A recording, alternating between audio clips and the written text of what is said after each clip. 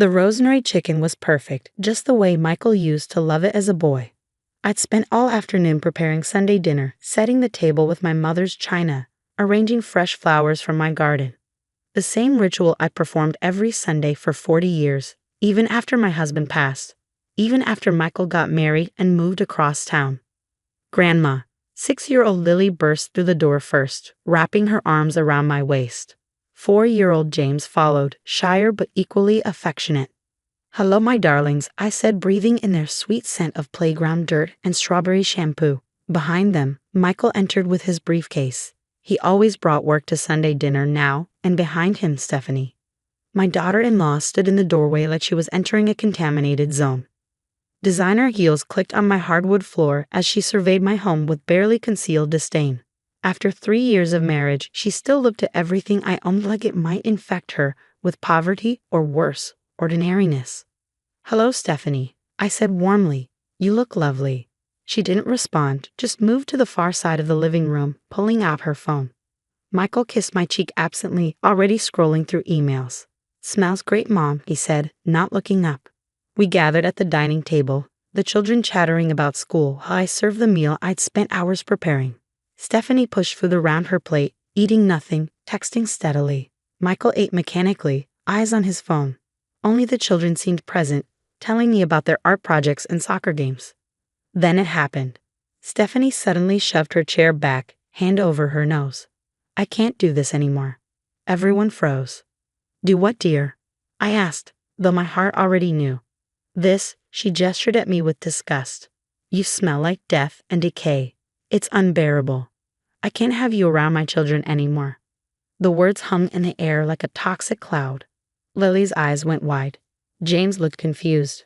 Michael finally looked up from his phone. "Stephanie," he said weakly. "No, Michael.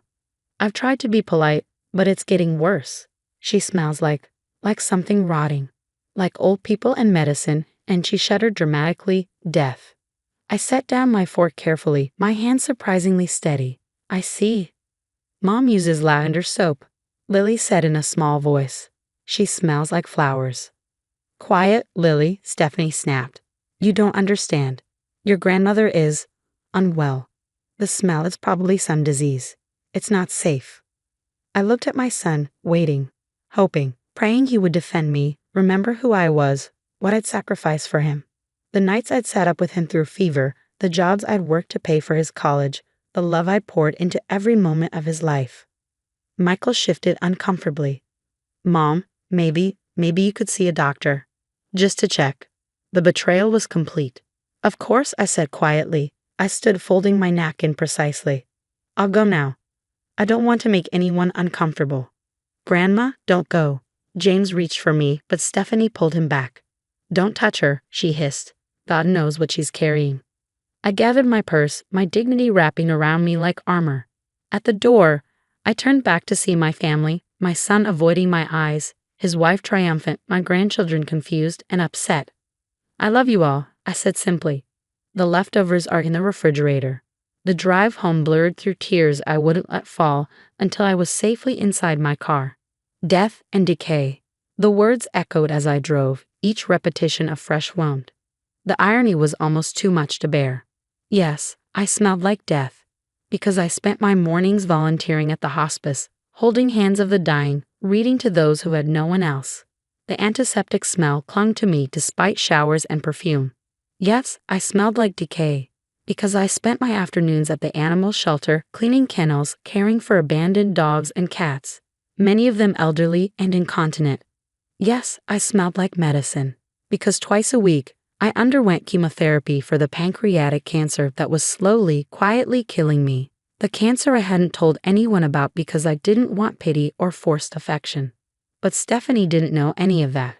She just knew I wasn't good enough for her image, her pristine life, her sanitized world where everything ugly was hidden away. That night, I made 2 phone calls. First to my oncologist, confirming what I already knew, 3 months, maybe 4. The treatments weren't working, but they were keeping me functional enough to say goodbye on my own terms. The second call was to my lawyer. "Harold, I need to update my will." "Of course, Margaret. What changes?" I thought of Michael's silence, Stephanie's cruelty, my grandchildren who would grow up learning that love was conditional on appearance and smell and social status. Everything. I want to change everything.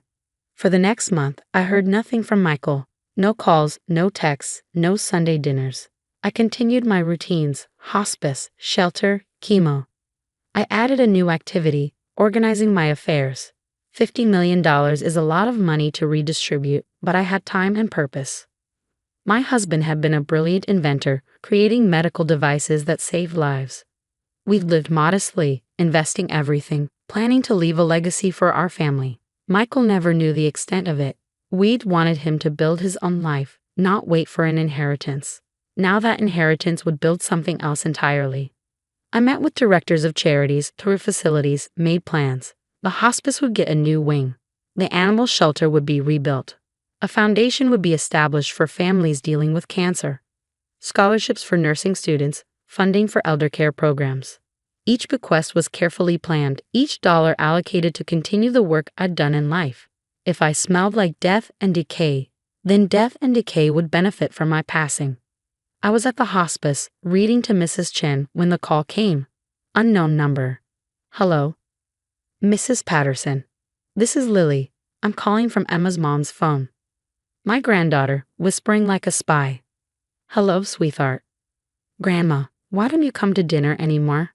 Mom says you're sick, but you sound okay. My heart cracked. I'm fine, darling, just busy. I miss you. James misses you. We kept asking Dad, but he says we have to listen to Mom. I miss you too. Mom's coming. I have to go. I love you, Grandma. I love you too, sweet girl. The line went dead. I returned to Mrs. Chen, but the words blurred on the page. Later, the hospice director found me crying in the supply closet. Margaret, are you all right? Just a hard day, Patricia. She studied me with knowing eyes. How long you have? I'd forgotten that hospice workers recognize their own. Couple months. Does your family know? No, and they won't until it's over. She hugged me then, understanding without judgment. We who work with death know that sometimes silence is the greatest gift we can give. 6 weeks later, the pain became unmanageable. I checked into the same hospice where I volunteered, full circle completion. The staff who'd become family surrounded me with the love my blood family had rejected. Should we call your son? Patricia asked. When it's close, I said. Not before. But bodies have their own timeline. The end came faster than expected. Patricia called Michael on a Tuesday afternoon. He arrived Wednesday morning, Stephanie and the children in tow. I watched through dimming eyes as they entered my room. Michael, shocked at my appearance. Stephanie, uncomfortable and checking her phone. The children, confused but reaching for me until their mother pulled them back. Mom, Michael said, his voice breaking. Why didn't you tell me? I could have said so much. Could have reminded him that he'd chosen his wife's comfort over his mother's presence.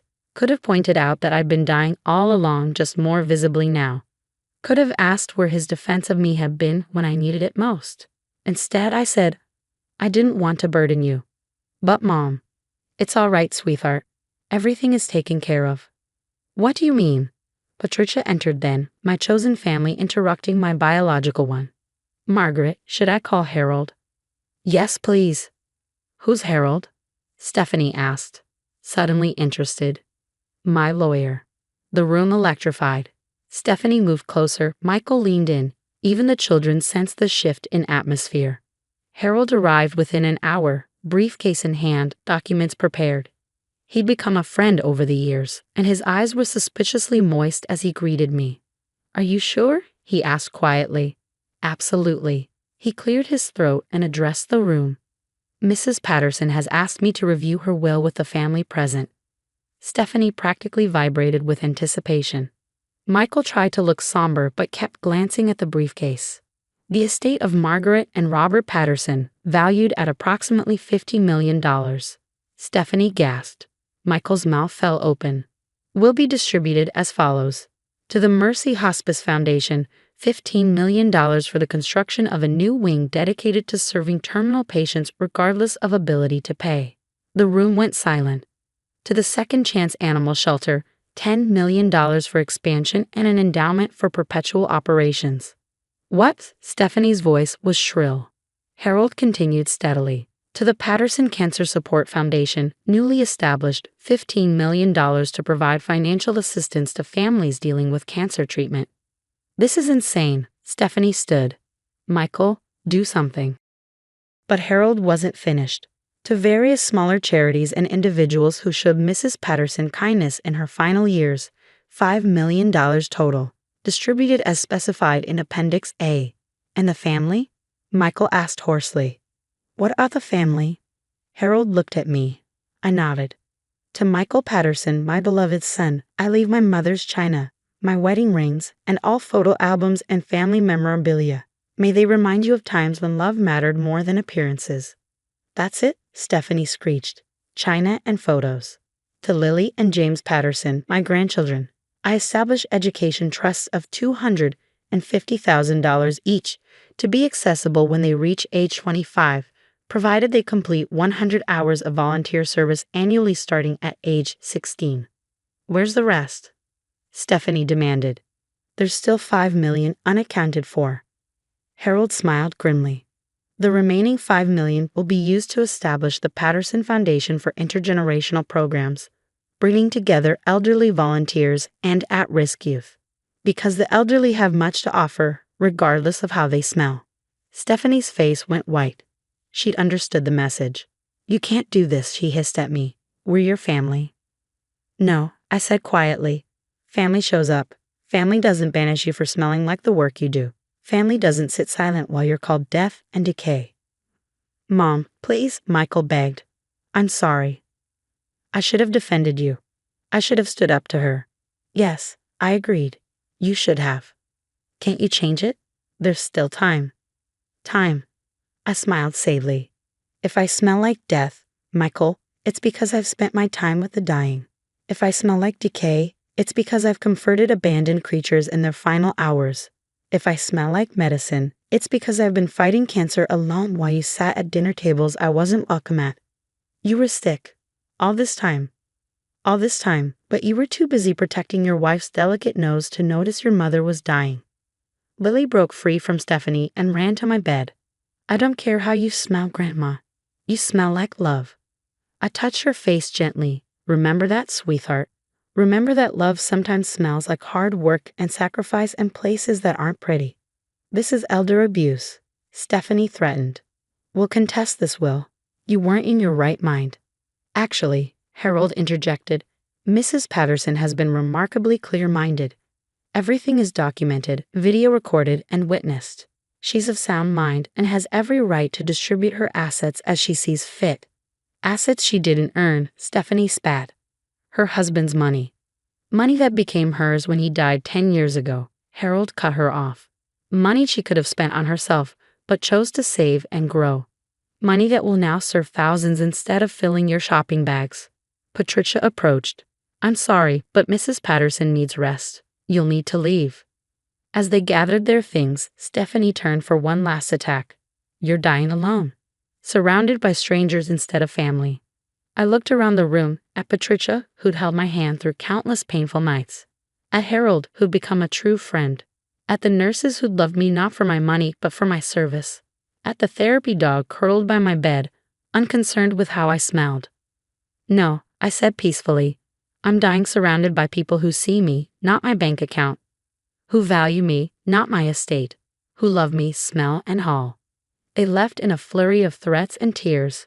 Michael looked back once, and in his eyes I saw the boy I'd raised, lost now in the man who'd chosen comfort over conscience. That night, as Patricia sat beside me, I asked, did I do the right thing? You did the loving thing, she said. Sometimes the loving thing isn't the easy thing. They'll hate me. They already showed you their love was conditional. You just made yours the same. I died 2 days later, at sunset, surrounded by the smells Stephanie found so offensive, antiseptic medicine, the faint odor of the therapy dog. But also lavender from the sprigs Patricia brought, vanilla from the candles the nurses lit, and love. If love has a smell, it filled that room. The funeral was small. Michael came alone. The children were too young, he said, but I knew Stephanie had forbidden it. He stood by my grave, the son I'd loved beyond measure, and perhaps finally understood the price of his silence. The charities bloomed with my gifts. The hospice wing bears my name. But more importantly, it bears my spirit. No one dies alone there. The animal shelter saves twice as many animals now. The Cancer Foundation has helped hundreds of families navigate treatment without losing their homes. And the intergenerational program? It pairs elderly volunteers with young people, teaching them that wisdom doesn't always come in pretty packages, that love sometimes smells like hard work, that the elderly have gifts beyond their bank accounts. Lily volunteers there now, against her mother's wishes. She's 12, fierce, and loving. She wrote an essay for school about her grandmother who smelled like death and decay because she spent her life bringing comfort to the dying and forgotten. My grandmother taught me, she wrote, that we should be suspicious of people who smell too good. Because the best people, the ones who matter, smell like wherever help is needed. They smell like work and sacrifice in places that aren't Instagram perfect. They smell like love in action. She got an A, and Stephanie got exactly what she deserved, a life sanitized of inconvenient love, scrubbed clean of the messy, smelly, beautiful work of caring for others. Michael got what he chose, a wife who values appearance over substance, a home that smells like nothing because nothing real happens there, and the memory of a mother whose last gift was showing him exactly what his silence had cost. And me? I got what I always had, the knowledge that love isn't measured in Sunday dinners or in inheritance checks, but in showing up for the dying, the abandoned, the forgotten, even when it makes you smell like death. Especially then. Because death, it turns out, smells exactly like life fully lived in service of others. And that's the most beautiful smell in the world, even if some noses are too delicate to appreciate it. The scent of fresh paint and new wood still hung in the air, a perfume of my own making. 3 years of my life were distilled into that smell. 3 years of sawdust in my hair, of sleepless nights staring at spreadsheets, of turning down every wedding invitation and vacation, because every spare dollar and every waking moment belonged to this house. My name is Lexi Woods, I'm 31 years old, and for the last 3 years, this house has been my entire life. It was supposed to be a celebration. My family sat around the solid oak dining table I'd spent a month sourcing, its surface gleaming under the warm light of the chandelier I'd installed myself. My father, Nathaniel, sat at the head of the table, looking more at peace than I'd seen him in years. He was 59, a man whose emotions were buried under layers of stoic silence. But tonight, a quiet pride radiated from him. Across from me, my mother, Michaela, fussed over the placement of the wine glasses, her smile as warm and constant as ever. At 56, she still believed a well-set table could solve most of life's problems. And beside her, my brother, Philip, and his fiancée, Zoe. At 29, Philip still had the easy charm that had carried him through life, a life I had often helped pave. Zoe, a few years younger, was perfect for him, bright, bubbly, and obsessed with curating their life for social media. They looked like a catalog couple, their happiness so polished it was almost blinding. When the fire took our childhood home 3 years ago, it felt like it took everything. I remember standing on the lawn, watching the last of the flames die down, the air thick with smoke and loss. My parents were devastated, ready to take the insurance money and buy a small condo somewhere. They were done, but I wasn't. I saw the blackened foundation not as a grave, but as a challenge. We're not selling, I'd told them, my voice hoarse. I'll fix it, I'll rebuild it. They thought I was crazy, but they let me. They signed the papers, handed me the reins, and I poured everything I had into the project. My savings, my 401k, the money I'd been setting aside for a down payment on my own place. I took on freelance consulting gigs on nights and weekends, learning to function on 4 hours of sleep. My life outside these walls simply ceased to exist. Now, my father cleared his throat, tapping his glass with a fork. "A toast," he said, his voice thick with emotion, "to this house, to new beginnings." Everyone raised their glasses. I felt a swell of pride so intense it almost hurt. This was it, the moment of acknowledgement. The thanks for the blood, sweat, and tears I'd poured into every floorboard and light fixture. When we lost this place, he continued, his eyes scanning the room, I thought it was the end of a chapter, the end of the Woods family legacy in this town. He paused, his gaze landing on Philip. But a family isn't about a building. It's about the future. It's about carrying on the name. My smile felt frozen on my face. This wasn't the speech I was expecting. He reached into his jacket pocket and pulled out a small velvet box, not jewelry. It was long and flat. He opened it, revealing a single shiny new key on a simple silver ring. Philip, my father said, his voice breaking slightly. You and Zoe are starting your life together. A man needs a home to build his family in. This is for you. He slid the box across the polished table. It stopped right in front of my brother's plate. The silence was deafening. Philip's face was a mask of practiced, humble surprise. Zoe gasped, her hands flying to her mouth. My mother reached over and patted my hand, her touch soft and dismissive. You understand, dear, she whispered, her voice full of gentle, soul-crushing reason. He's starting a family. You've always been so independent. Independent. The word they used when they meant alone. The word they used to justify taking my sacrifice and gifting it to my brother like a party favor. I looked from my father's proud face to my brother's triumphant one. The room began to feel small, the air thin. I had just built my own cage and they were locking the door. I pulled my hand away from my mother's and stood up, the legs of my chair scraping against the new hardwood floor. Excuse me, I said, my voice a flat, dead thing. I walked into the kitchen, the one I designed, and leaned against the marble countertop I'd nearly gone broke installing. I didn't scream.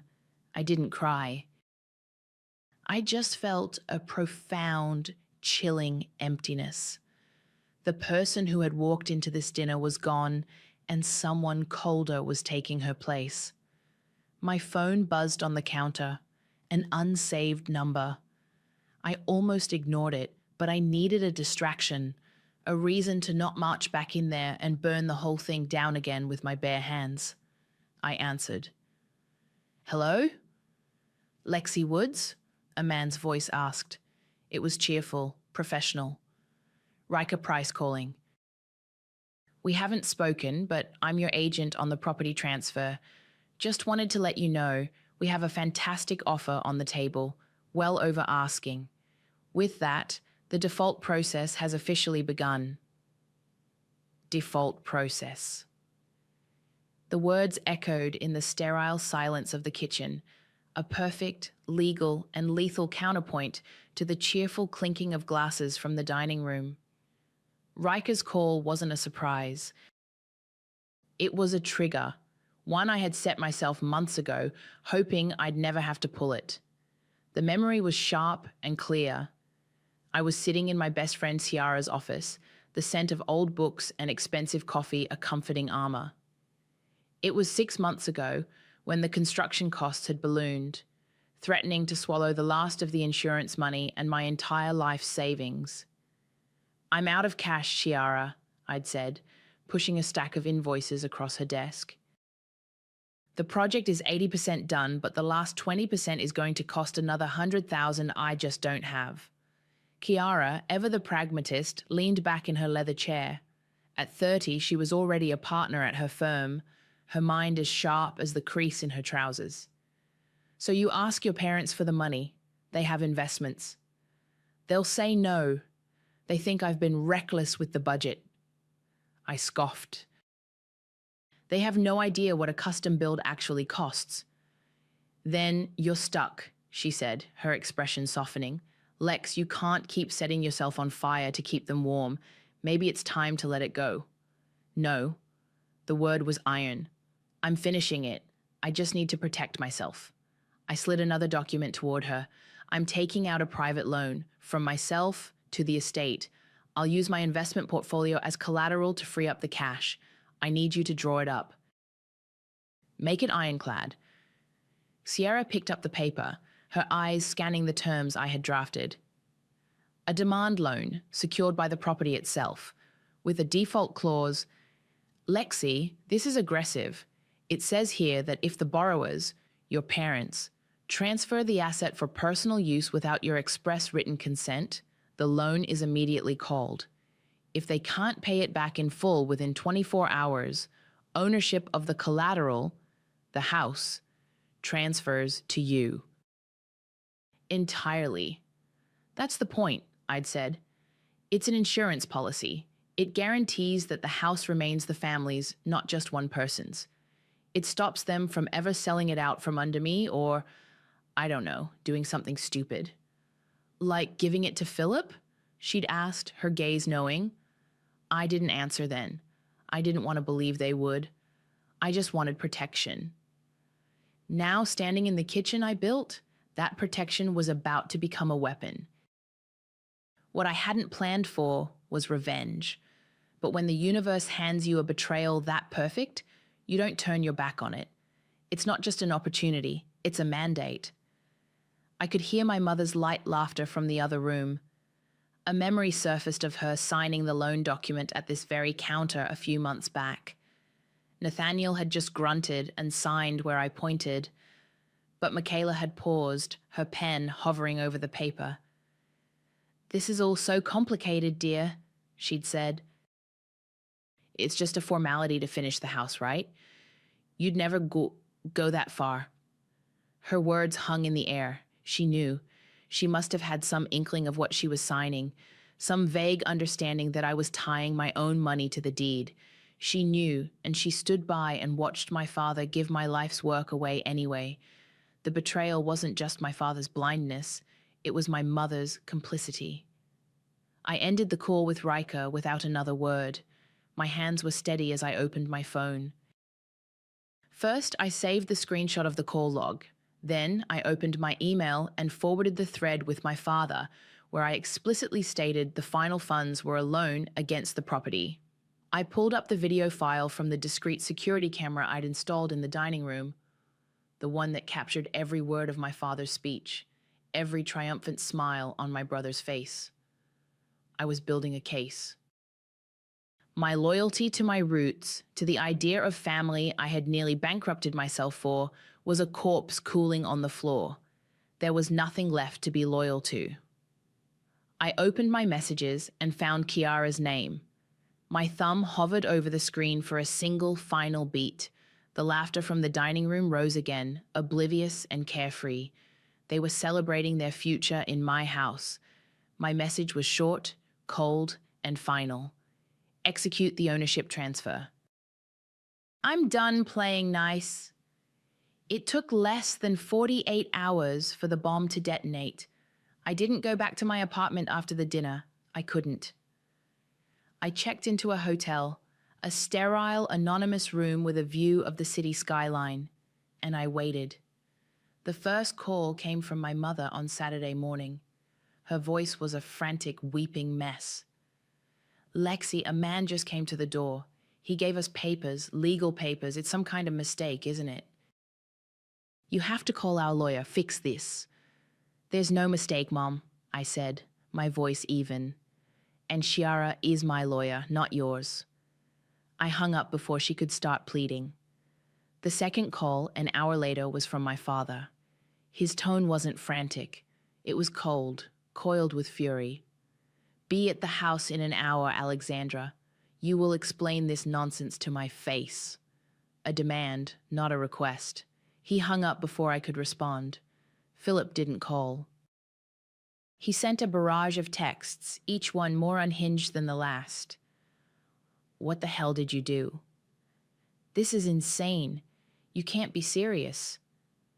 You're trying to steal my house. My house. You've always been a jealous bitch. I saved screenshots of every single one. When I pulled up to the house, my house, they were waiting on the porch, a tableau of familial implosion. My father stood ramrod straight, his arms crossed. My mother was beside him, twisting a handkerchief in her hands. Philip was pacing on the new lawn I'd paid a fortune to lay, his face red and blotchy. Zoe stood slightly behind them, a silent observer, her perfectly curated expression replaced with one of genuine shock and confusion. I got out of the car, holding a single file folder, and walked calmly up the stone path. What is the meaning of this? Nathaniel's voice was low, dangerous. It means the house is mine, I said simply, stopping at the bottom of the steps. I refused to set foot on the porch. The legal notice is quite clear. It's a trick, Philip shouted, stalking toward me. You tricked them into signing something. I didn't trick anyone. I provided a loan of $100,000 to finish this project when you were all out of money. The loan was secured by the property. You all signed it. Mom, you even questioned the terms before you did. I looked directly at her, and she flinched, unable to meet my eyes. The terms stated that transferring the asset for personal use without my consent would trigger an immediate default. Dad, when you stood in that dining room and handed Philip the keys, you defaulted. A memory, sharp and painful, flashed in my mind. I was 10 years old, standing in this same front yard, holding a first-place trophy from the district science fair. I'd built a working miniature generator. I ran to show my dad, my heart pounding with pride. He glanced at it, gave my head a quick pat, and said, "That's nice, sweetie." Then his eyes went past me to the street, where Philip, then 8, was wobbling on a brand new bike, no training wheels. "Look at that, Michaela," he'd boomed. "He's doing it. My boy's a natural." My trophy suddenly felt heavy and stupid. I was the helper, the capable one. He was the one to be celebrated. I blinked the memory away, my resolve hardening into something unbreakable. "This is our family home," my mother cried. "You can't just take it." "You gave it away," I said, my voice turning to ice. "You thought I built you a house. I was building mine. You gave it away, and that voids everything." I turned and walked back toward my car, leaving them standing there on the lawn, stunned into silence. Just like I had been in the dining room, the symmetry was devastatingly perfect. My phone buzzed as I drove away. It was another text from Philip. "This isn't over. You'll be hearing from my lawyer." I almost laughed. Let him try. Ciara would bury him in paperwork. But then a second text came through from a number I recognized as Zoe's. It was short, and it sent a chill down my spine that had nothing to do with revenge. What did he mean? You loaned them money? I thought the insurance paid for everything. A few days later, I met Morgan Arnold at the house. The air was thick with unspoken things. Morgan was the contractor who had been my partner in every sense, but the romantic one for the past 3 years. We'd spent late nights poring over blueprints and shared cheap takeout on dusty floors. There was a spark, a definite pull between us, but I'd kept a wall up, convinced I couldn't afford any distractions until the house was done. Now, standing with him in the finished foyer, the irony was bitter. "You need a valuation update for insurance purposes, I assume," he said, his eyes scanning the flawless crown molding. He was 35, with a quiet competence that I'd always admired. He knew the story of every joist and beam in this place. "Something like that," I said, not wanting to get into the ugly details. "I'm the sole owner now. The paperwork needs to reflect that." He just nodded, his expression unreadable. "It's a hell of a house, Lexi." "You did it." There was an undercurrent in his voice, a hint of disappointment. He'd seen my sacrifice up close. I think a part of him had hoped for a happier ending for me, for us. But the revenge was a shadow that fell over everything, and there was no room for sparks to catch fire. The next day, I was at Ciara's office to sign the final transfer deeds when her assistant buzzed her on the intercom. "Mr. Woods is in the lobby. He doesn't have an appointment, but he's insisting on speaking with you." Kiara looked at me, one eyebrow raised. Want me to handle it? No, I said, a cold calm settling over me. Let him in. Nathaniel strode in, his face a thundercloud. He ignored me completely, focusing on Kiara. You, he began, his voice shaking with repressed rage, are a party to this fraud. My daughter, my own flesh and blood, tricked us. She preyed on our trust. Kiara didn't flinch. She leaned forward, her hands clasped on her desk. Mr. Woods, let me be perfectly clear. I have a signed contract, reviewed and executed by you and your wife. I have emails from Lexi to you, dated 3 months ago, explicitly outlining the terms of the $100,000 loan. I have your signed acknowledgement of receipt. There was no trickery. There was a business transaction, which you violated. She slid a copy of the email across the desk. My father stared at it, his jaw tight. He had no defense. He knew it. He just couldn't accept it. His anger deflated, replaced by a desperate, pleading look directed at me. Alexandra, this has gone far enough. Before I could answer, the office door opened again. It was my mother, her eyes red-rimmed and swollen. She must have been waiting in the hall. She rushed to my side, grabbing my arm. Her grip was surprisingly strong. Please, Lexi, she whispered, her voice cracking. Think about your brother. You can't destroy his future like this. He and Zoe, they're going to have a baby. They need this home. The words hit me like a physical blow. A baby. That was the final card, the one that made their betrayal not just cruel but righteous in their eyes. The continuation of the family name. I pulled my arm away, my voice low and venomous. You destroyed mine first. That night, my doorbell rang. I wasn't expecting anyone. I looked through the peephole and was shocked to see Zoe standing on my welcome mat, alone. I hesitated, then opened the door. She looked smaller without Philip beside her, less polished. Her eyes were wide, her cheerful mask gone. Can I come in? She asked quietly. I stepped aside, and she walked into my small, functional apartment. She looked around, taking in the sparse furniture and stacks of files. Philip lied, didn't he? She said, turning to face me. About the money.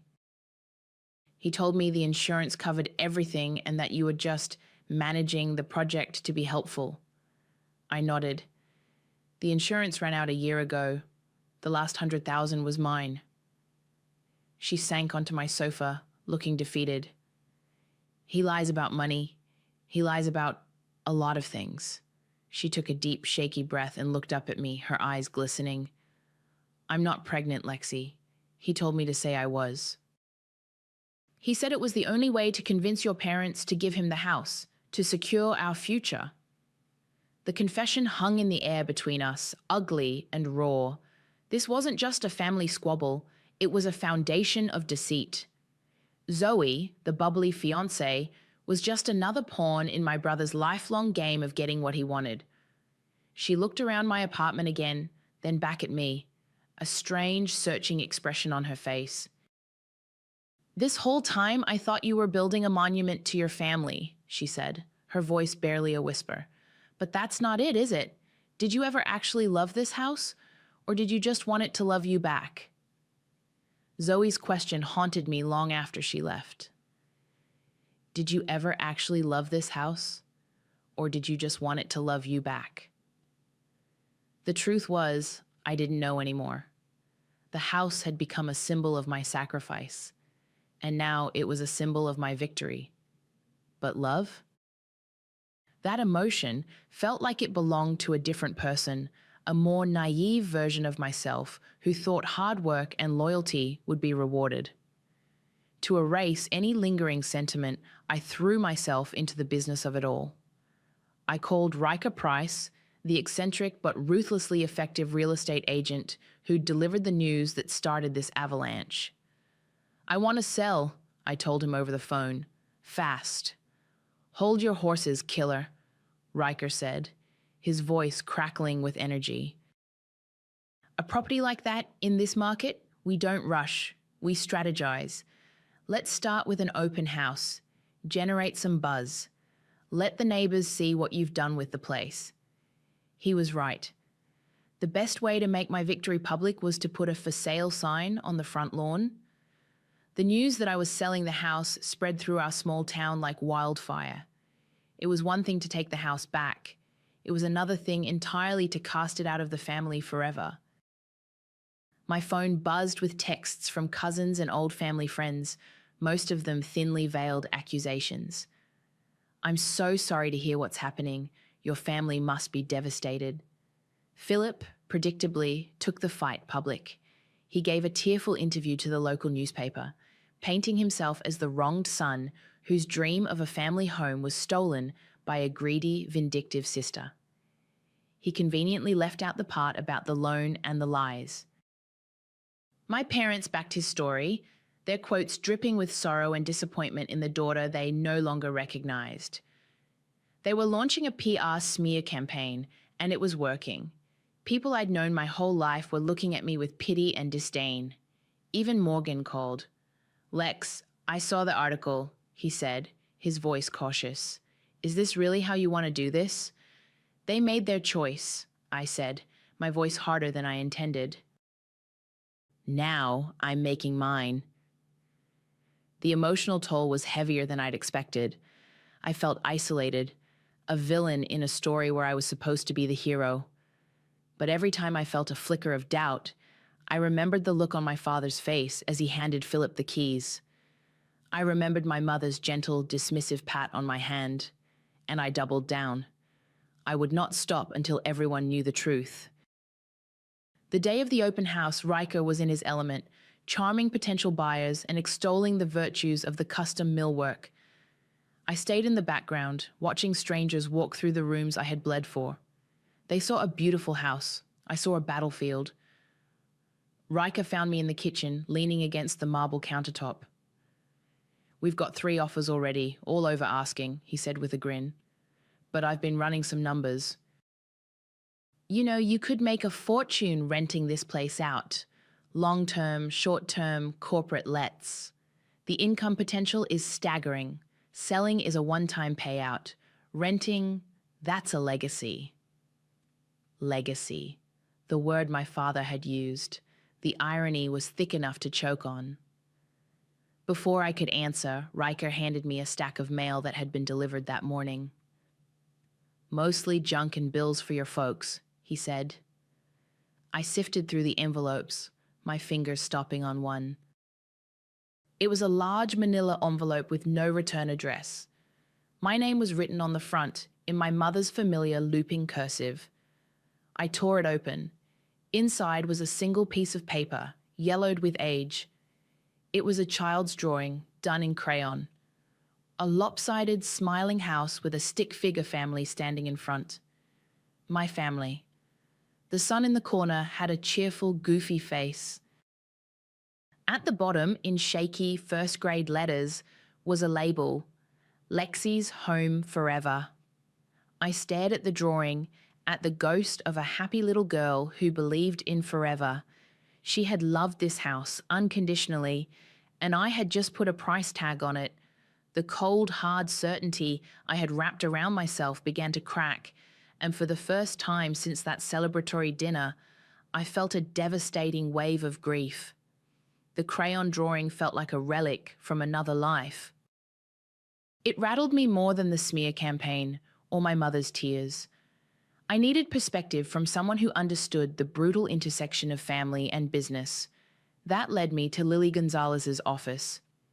Lily wasn't just a former mentor from my first job out of college.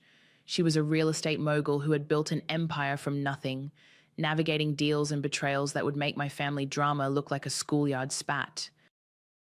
She listened intently as I laid out the whole story, her sharp eyes missing nothing. When I finished, she leaned back in her chair, the city skyline framed behind her like a conquered territory.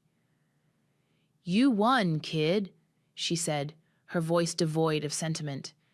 "You played their game and you beat them, cleanly, legally. Congratulations." She paused, her gaze pinning me. But now what are you going to do with the ruins? Revenge is a great motivator, but it's a terrible business plan. You've proven your point.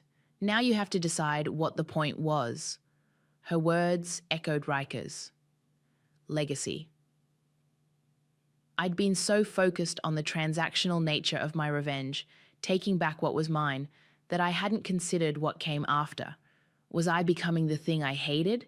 Cold, calculating, and willing to burn everything down for a principle?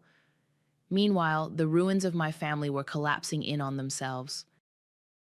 Philip, desperate to regain control of the narrative, tried to pressure Zoe into giving an interview to corroborate his story. He wanted her to talk about our troubled history, my jealousy, and their heartbreak over losing the home promised for their baby. But Zoe refused. And then she did something I never would have expected. She went to the same local reporter Philip had spoken to and told her everything. The lies about the loan, the fake pregnancy, the pressure campaign. The article that came out the next day was a bombshell, retracting the previous story and painting a damning portrait of my brother. Philip's victim narrative crumbled into dust. The public fallout was swift and brutal. The sympathy my family had garnered evaporated overnight. My mother, humiliated and heartbroken, retreated completely.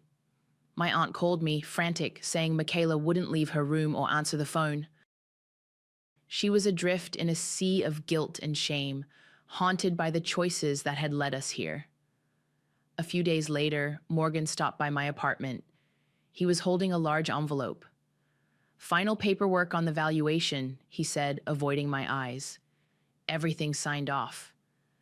"Thanks, Morgan," I said, taking it from him. The silence between us was heavy. "I'm taking a job in Dubai," he said abruptly, "supervising a new resort build.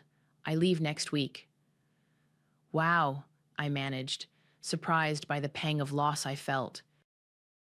"That's a big move." "Yeah, well, nothing much for me here anymore." His gaze finally met mine, and I saw a flicker of the warmth that had been there before, now tinged with sadness. "You got your house, Lexi. I just hope you didn't lose more than you gained in the process." He gave me a small, sad smile and left. He was right. I had lost more than just my family in this war. That evening, sorting through the paperwork Morgan had dropped off, I got a call from Ciara. Her voice was electric. "Lexi, you need to see this. I was reviewing the original land deeds from the county registrar's office, the ones your grandparents filed 60 years ago." "Okay," I said, confused. "The survey is ancient, but it's legally binding. The property line for the house doesn't just cover the half-acre lot. It includes the 2 undeveloped parcels of woodland behind it. Your father must have forgotten, or maybe he never even knew. When you took ownership of the house, you took ownership of all of it." "Lexi, you don't just own a house. You own 5 acres of prime, undeveloped real estate." I sank onto my sofa, stunned. The scale of my victory had just magnified tenfold. It was more than I ever imagined. As I was trying to process the information, an email notification popped up on my phone. The sender's name made my blood run cold. It was from my father. The subject line was simple: "Meet me." The body of the email was just 2 lines. "Tomorrow, noon. Alone." Below it was an address I knew all too well. The location of the old cemetery where the Woods family tomb had stood for generations. The old cemetery was quiet, the air still and heavy under a canopy of ancient oak trees. I found my father standing before the weathered granite of the Woods family tomb, his hands shoved deep into his pockets. He looked older than he had just a few weeks ago, the stoic mask crumbling to reveal something fragile and worn underneath. He didn't turn as I approached, his eyes fixed on the chiseled names of our ancestors. "Your great-grandfather bought this land," he said, his voice raspy. "The whole 5 acres. He built the house with his own hands, said a man's legacy was the ground he could leave for his sons. He didn't have any daughters, I stated, not unkindly. It was just a fact. No, he didn't. He finally turned to face me, and the anger I expected to see was gone, replaced by a profound, hollowed-out exhaustion. There's something you don't know, Alexandra, something your mother and we never wanted you or Philip to know. We've been broke for years. I stared at him, speechless. My business started failing a decade ago, he continued, the confession spilling out of him like a slow bleed. Bad investments, changing market. I propped it up with loans, remortgaged the house twice. By the time the fire happened, we were drowning. The insurance money, it wasn't for rebuilding. It was to pay off our debts. We were going to sell the lot and move into a condo because we had no other choice. The pieces clicked into place with sickening clarity. My insistence on rebuilding hadn't been a daughter's noble gesture. It had been their lifeline. Your money, he said, his voice cracking. The 100,000 you put in at the end, it didn't just finish the house. It saved us. It kept the creditors from taking everything. The revelation was a punch to the gut. They hadn't just given away my sacrifice. They had used it to save themselves and then handed the spoils to my brother. Why? I whispered, the single word holding the weight of a lifetime of being overlooked. Why him? After everything I did. He looked down at his shoes, unable to meet my eyes. Because he seemed weaker, he admitted, the words barely audible. Philip, he always needed more help, more of a push. You were always so strong, so capable. We knew you'd survive anything. We even knew you'd survive us. There it was. The truth, uglier and more painful than any lie. I wasn't passed over because I was less loved. I was punished for being competent. My strength had become my burden, the excuse they used to lean on me until I broke. A bitter laugh escaped my lips. You broke me, Dad. You finally did it. I looked from his defeated face to the tombstone bearing our family name. There are no real heirs in this family anymore. Just survivors. I left him there among the ghosts of our legacy and drove back to the house. The for sale sign on the lawn felt like a mockery. Selling it felt too simple, too clean. This house wasn't just an asset, it was a testament to a family's dysfunction. It deserved a more fitting end. I called Riker and told him to cancel the sale and arrange an estate auction. Not for the house itself, but for everything in it. Every piece of furniture I'd picked out, every rug, every lamp. I wanted it all gone, scattered to the winds. The auction was a surreal affair. Strangers wandered through the rooms, placing bids on the pieces of a life I had so carefully constructed. I watched as the solid oak dining table, the scene of my ultimate betrayal, was sold to a young couple. The chandelier I'd installed was bought by a local restaurant owner. Piece by piece, the house was stripped bare, its warmth and personality sold off to the highest bidder. When it was over, I stood alone in the vast, empty living room. The revenge was complete. I had the house, the land, the financial security. I had exposed the lies and won the war. But the satisfaction I had craved, the righteous vindication I had imagined, it wasn't there. All I felt was a profound, echoing emptiness. The ruins Lily had spoken of weren't just my family, they were inside of me. I walked out the back door to the stone fire pit I'd had built in the yard. It had never been used. I picked up a stray piece of kindling from the pile of wood nearby. My hands were steady as I took a book of matches from my pocket. I struck one, the flame flaring to life in the twilight. I didn't want to burn the house down. I had already saved it from the fire once. This was different. This was a cleansing. I tossed the lit match into the pit, and as the small flame began to lick at the dry wood, I felt the first flicker of something new. Not an ending, but a beginning. The fire caught, a small, hungry thing in the center of the stone pit. I watched the flames climb the kindling, their warmth pushing back the evening chill. The house stood behind me, a vast hollow shell, its windows like vacant eyes. I had won. I had the land, the structure, the victory. And I was completely, utterly alone in the ruins. Zoe's question echoed in the crackle of the fire. Did you just want it to love you back? Maybe. Maybe I thought if I poured enough of myself into its foundation, its walls would finally feel like home, like an embrace. But a house can't love you. It can only hold you. And this one had held nothing but pain. Staring into the fire, I thought of its destructive power, but also of its purpose. A hearth, a beacon, a place people gather for warmth and safety. The emptiness of the house wasn't a void, it was a blank canvas. It wasn't about erasing the past with a sale or renting it out for profit. It was about giving the emptiness a new name, a new purpose. The idea settled over me, not with a lightning strike of inspiration, but with the quiet, steady warmth of the growing flames. The next weeks were a different kind of rebuild. Instead of contractors and supply orders, there were business plans and zoning meetings.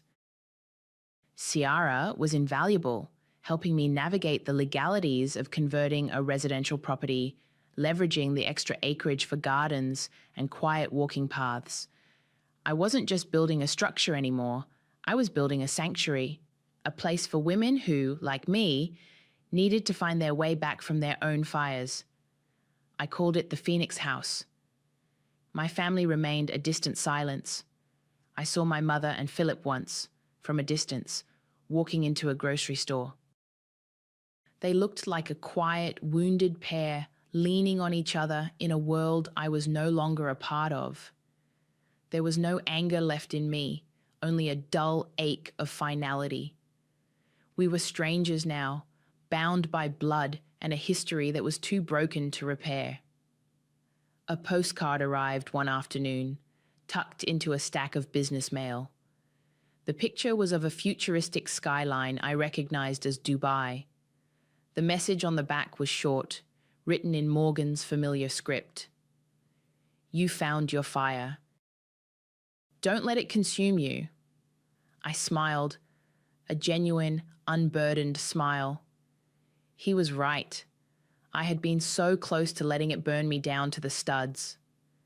A few weeks before the retreat was set to open, I met Zoe for coffee. Her engagement was officially over, and she was planning a move to the city. She looked lighter, freed from the weight of the Woods family expectations. I heard what you're doing with the house, she said, stirring her latte. It's perfect. It feels right, I admitted. We sat in a comfortable silence for a moment, two women whose lives had been derailed by the same man, now finding their own tracks. He called me, you know, she said quietly. Philip.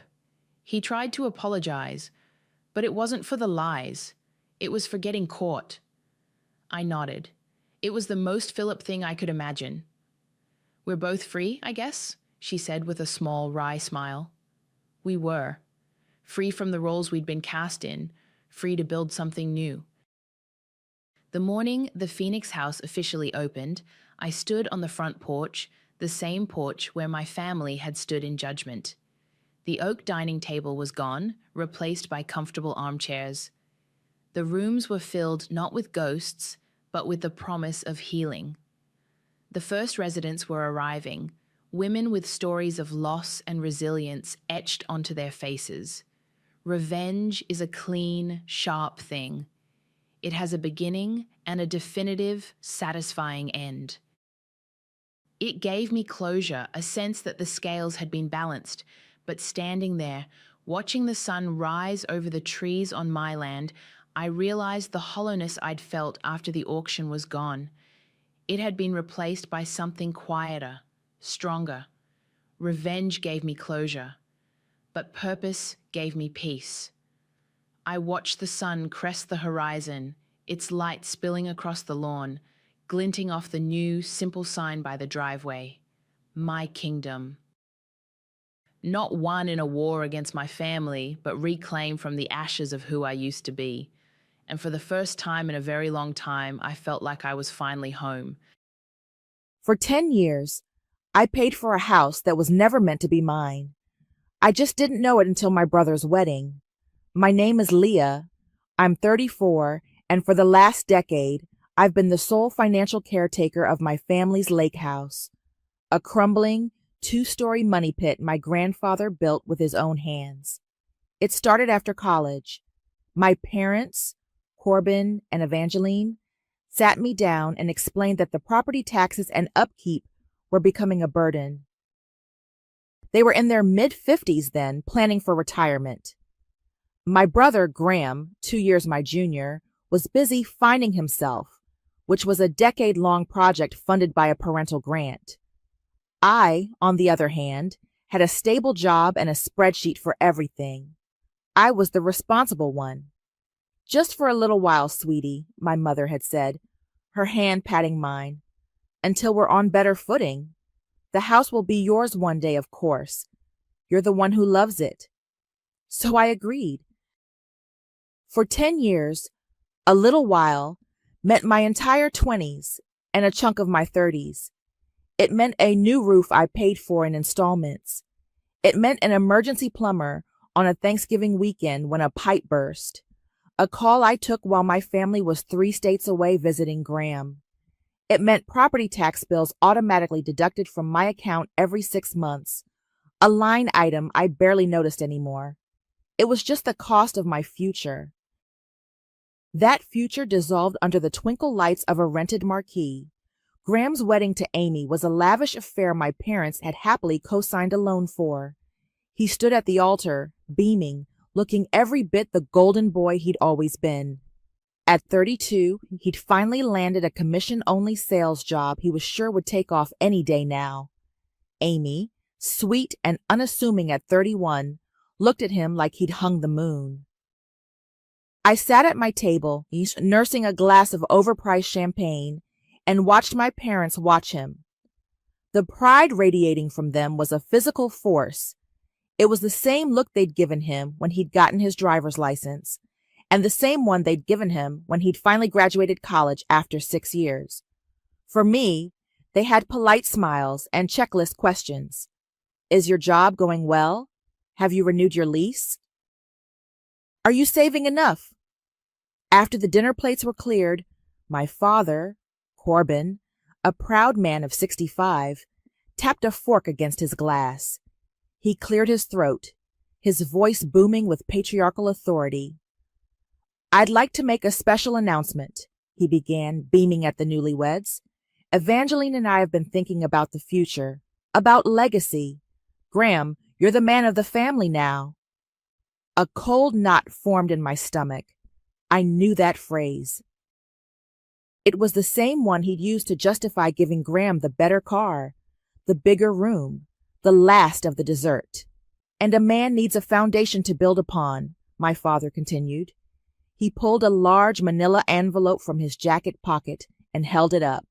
So, as our wedding gift to you and Amy, we are giving you the deed to the lake house. The room erupted in applause. Amy gasped, her hands flying to her mouth. Graham puffed out his chest, a look of smug, unearned victory on his face. My mother, 61, and a lifelong champion of her son's mediocrity, caught my eye from the head table. She smiled, a gentle, expectant look. She thought I would be happy for him. She thought I would clap. She thought I, the dutiful daughter, would celebrate the transfer of my own sweat and money into her son's undeserving hands. For a moment, I couldn't breathe. The sound in the room faded to a dull roar. 10 years of patched roofs, paid bills, and lonely holidays flashed through my mind. I had been a caretaker, not an heir, a placeholder. Then a strange calm washed over me. I had prepared for a betrayal, though I hadn't known what form it would take.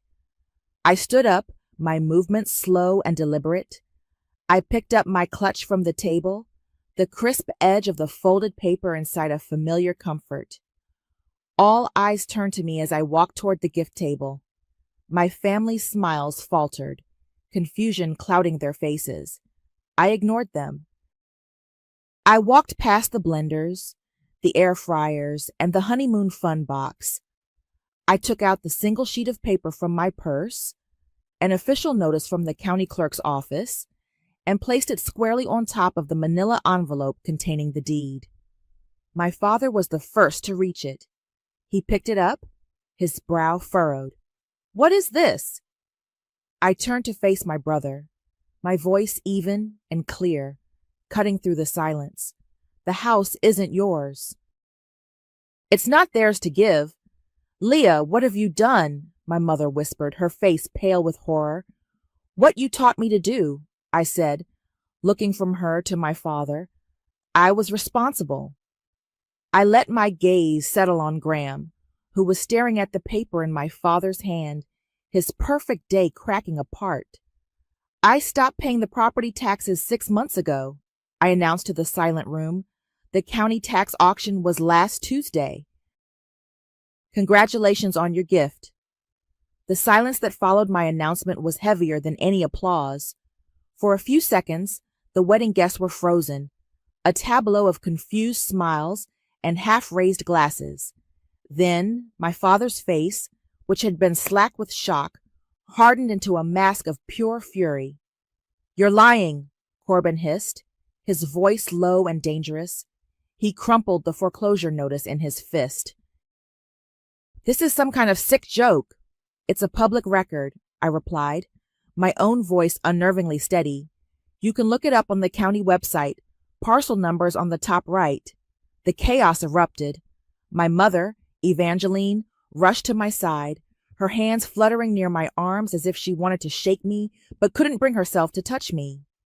"Leah, why?" she pleaded, tears welling in her eyes. "Why would you do this to your brother? To us? When did you become so cruel?" Cruel? The word echoed in my head, and suddenly I was 28 again, standing alone in the damp, freezing crawl space of the lake house on the day after Christmas. I'd driven 3 hours to fix a burst pipe my father had ignored for weeks, my hands numb and my clothes soaked with icy water. I'd called my mother, hoping for a little sympathy. "Oh, honey, that's a shame," she'd said, the sound of Graham and my cousins laughing in the background. "Well, try to have it fixed before New Year's. We were hoping to come up for the weekend." I'd hung up and cried from sheer, lonely frustration. "This isn't about cruelty," I said, pulling my gaze back to the present. "Then what is it about?" Graham shouted, finally finding his voice. He stormed over, his face red and blotchy, his perfect wedding suit suddenly looking like a costume. Amy trailed behind him, looking lost. "It's about you being a selfish, ungrateful brat." That house was my future. Ungrateful. Now I was 30, sitting in my tiny apartment, calling my parents to tell them I'd gotten a major promotion. "That's nice, dear," my father had said, his voice distracted. "Listen, I'm sending you the bill for the tree removal at the lake. A big oak came down near the dock. It's a few thousand, so just pay it directly, would you?" There was no congratulations, no questions about my new role. Just another invoice for a property I was beginning to feel I was a groundskeeper for, not a future owner of. "Your future?" I asked, a bitter laugh almost escaping my lips. "What about the last 10 years of my life, Graham? The money I poured into that place so it wouldn't collapse on itself? Was that a gift to you too?" Amy's eyes widened. She looked from me to Graham, then to my parents. "What is she talking about?" "You told me the house was paid off." My mother shot me a venomous look, as if I'd just revealed a state secret instead of a simple financial fact. "This is not the time or the place, Leah," she snapped. "You're right," I said, grabbing my clutch. I had done what I came to do. It's not. Enjoy the rest of your party. I walked away. I didn't run. I walked, head held high through the sea of whispering guests. I could feel their stares on my back, a mixture of shock, pity, and morbid curiosity. I didn't look back. The moment I got to my car, the adrenaline gave way to a tremor in my hands. I fumbled for my phone and dialed. She picked up on the second ring. So? Ren's voice was calm, professional. At 33, she was not only my oldest friend, but also the sharpest lawyer I knew. It's done, I said, my voice cracking for the first time. How did it go? About as well as you'd expect. I gave her the short version, the announcement, the accusations, the stunned faces. She was quiet for a moment. Are you okay? I will be, I said, and I meant it. The weight of a decade of silent resentment was finally gone. You were right. I usually am, she said, a hint of a smile in her voice. What did I say this time? They never respected your voice until you used silence as a sword.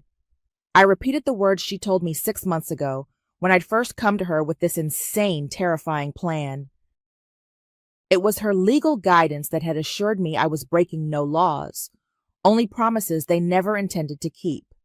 The property was in my parents' name. I was just the idiot paying the bills. I had no legal obligation. It wasn't silence, Leah, Ren corrected me gently. It was inaction, and it was the loudest thing you've ever said to them. We talked for a few more minutes before hanging up. I sat in the quiet of my car, the distant sound of wedding music a bitter reminder of what I just detonated. I took a deep breath and pulled up the county auction results on my phone, scrolling through the list of sold properties. I knew I should have looked sooner, but I wanted the reveal to be pure. I hadn't cared who bought it, only that my family couldn't have it. But now, curiosity won. I found the parcel number and scanned across the line to the column marked buyer. The name wasn't a family or a trust. It was a single entry, Trey Dawson. Below it, in parentheses, were 2 words that made my blood run cold. Real estate developer. The confrontation came less than 24 hours later. I was sitting at my kitchen table, nursing a cup of coffee and staring at Trey Dawson's name on my laptop screen, when my doorbell buzzed with an angry, insistent rhythm. I didn't need to check the camera to know who it was. I opened the door to find Graham standing on my welcome mat, his face a mess of sleepless rage. His wedding suit was gone, replaced by wrinkled clothes he'd probably slept in. You have 5 minutes, I said, holding the door open just enough for him to squeeze through. 5 minutes? He spat, stalking into my living room. You blow up my life, humiliate me and my wife in front of 200 people, and I get 5 minutes. He started pacing, running his hands through his hair. You sabotaged my future, Leah. Amy's parents are asking questions. They think our family is unstable. This was supposed to be our fresh start. Your fresh start was going to be funded by 10 years of my labor, I said calmly, leaning against the doorframe. Did you ever once ask how the taxes were getting paid? Or who fixed the furnace last winter? That was your contribution. You were helping the family, he yelled. Before I could respond, a second figure appeared in the hallway behind him. My father. Corbin stepped into my apartment, his presence sucking all the air out of the room. He looked at me not with anger, but with a profound, chilling disappointment. Your brother is right, Corbin said, his voice a low rumble. You were supposed to be helping. Instead, you acted like a child throwing a tantrum. He gestured around my small, tidy apartment. You wouldn't understand. You're not a builder of legacy, Leah. A man like Graham, he needs assets. He needs a foundation. You just work. That was it. The word that broke the dam. Work. As if my career, my savings, my entire adult life was a trivial little hobby. As if the thousands of dollars and hundreds of hours I'd poured into that rotting house were nothing more than a line on a budget spreadsheet. Legacy? I finally snapped, my voice rising. You want to talk about legacy? Let's talk about my first car, the one I bought with my own money from my summer job when I was 16. My father's face tightened. Graham stopped pacing. Graham was 14, I continued, my voice shaking with a fury I'd suppressed for 2 decades. He took the keys from my room without asking, decided to take it for a joyride, and wrapped it around a telephone pole. Do you remember what you did, Dad? I stared directly at him. You didn't ground him. You didn't make him pay for it. You grounded me for being irresponsible enough to let him get the keys. You said a boy's mistake was a moment of folly, but my mistake was a failure of character. The memory was so vivid I could almost smell the burnt rubber. Graham standing by the wreck without a scratch on him, looking scared. My parents rushing past me to hug him, to check if he was okay. My crumpled sedan, the symbol of my first taste of independence, was an afterthought. That is not what happened, Corbin said, his jaw clenched. That is exactly what happened, I shot back. You've been building his legacy on my back my entire life. You praise him for breathing and bill me for the air. I am done being your foundation. I am done being the responsible one. Go build your legacy on your own dime. The fight seemed to drain out of them, replaced by a stunned silence. Graham, ever the opportunist, saw an opening. His anger melted away, replaced by a wheedling, manipulative tone I knew all too well. Okay, look, he said, stepping toward me, his hands held up in a gesture of peace. You made your point. You're angry, I get it. But this developer guy, he probably got the house for a steal. We can fix this. I just stared at him, incredulous. I'll buy the place back from you, he offered, as if he were doing me a favor. I'll give you $5,000 for your trouble. You can talk to the new owner, smooth things over. You're good at that stuff. You can convince him to sell it back to the family.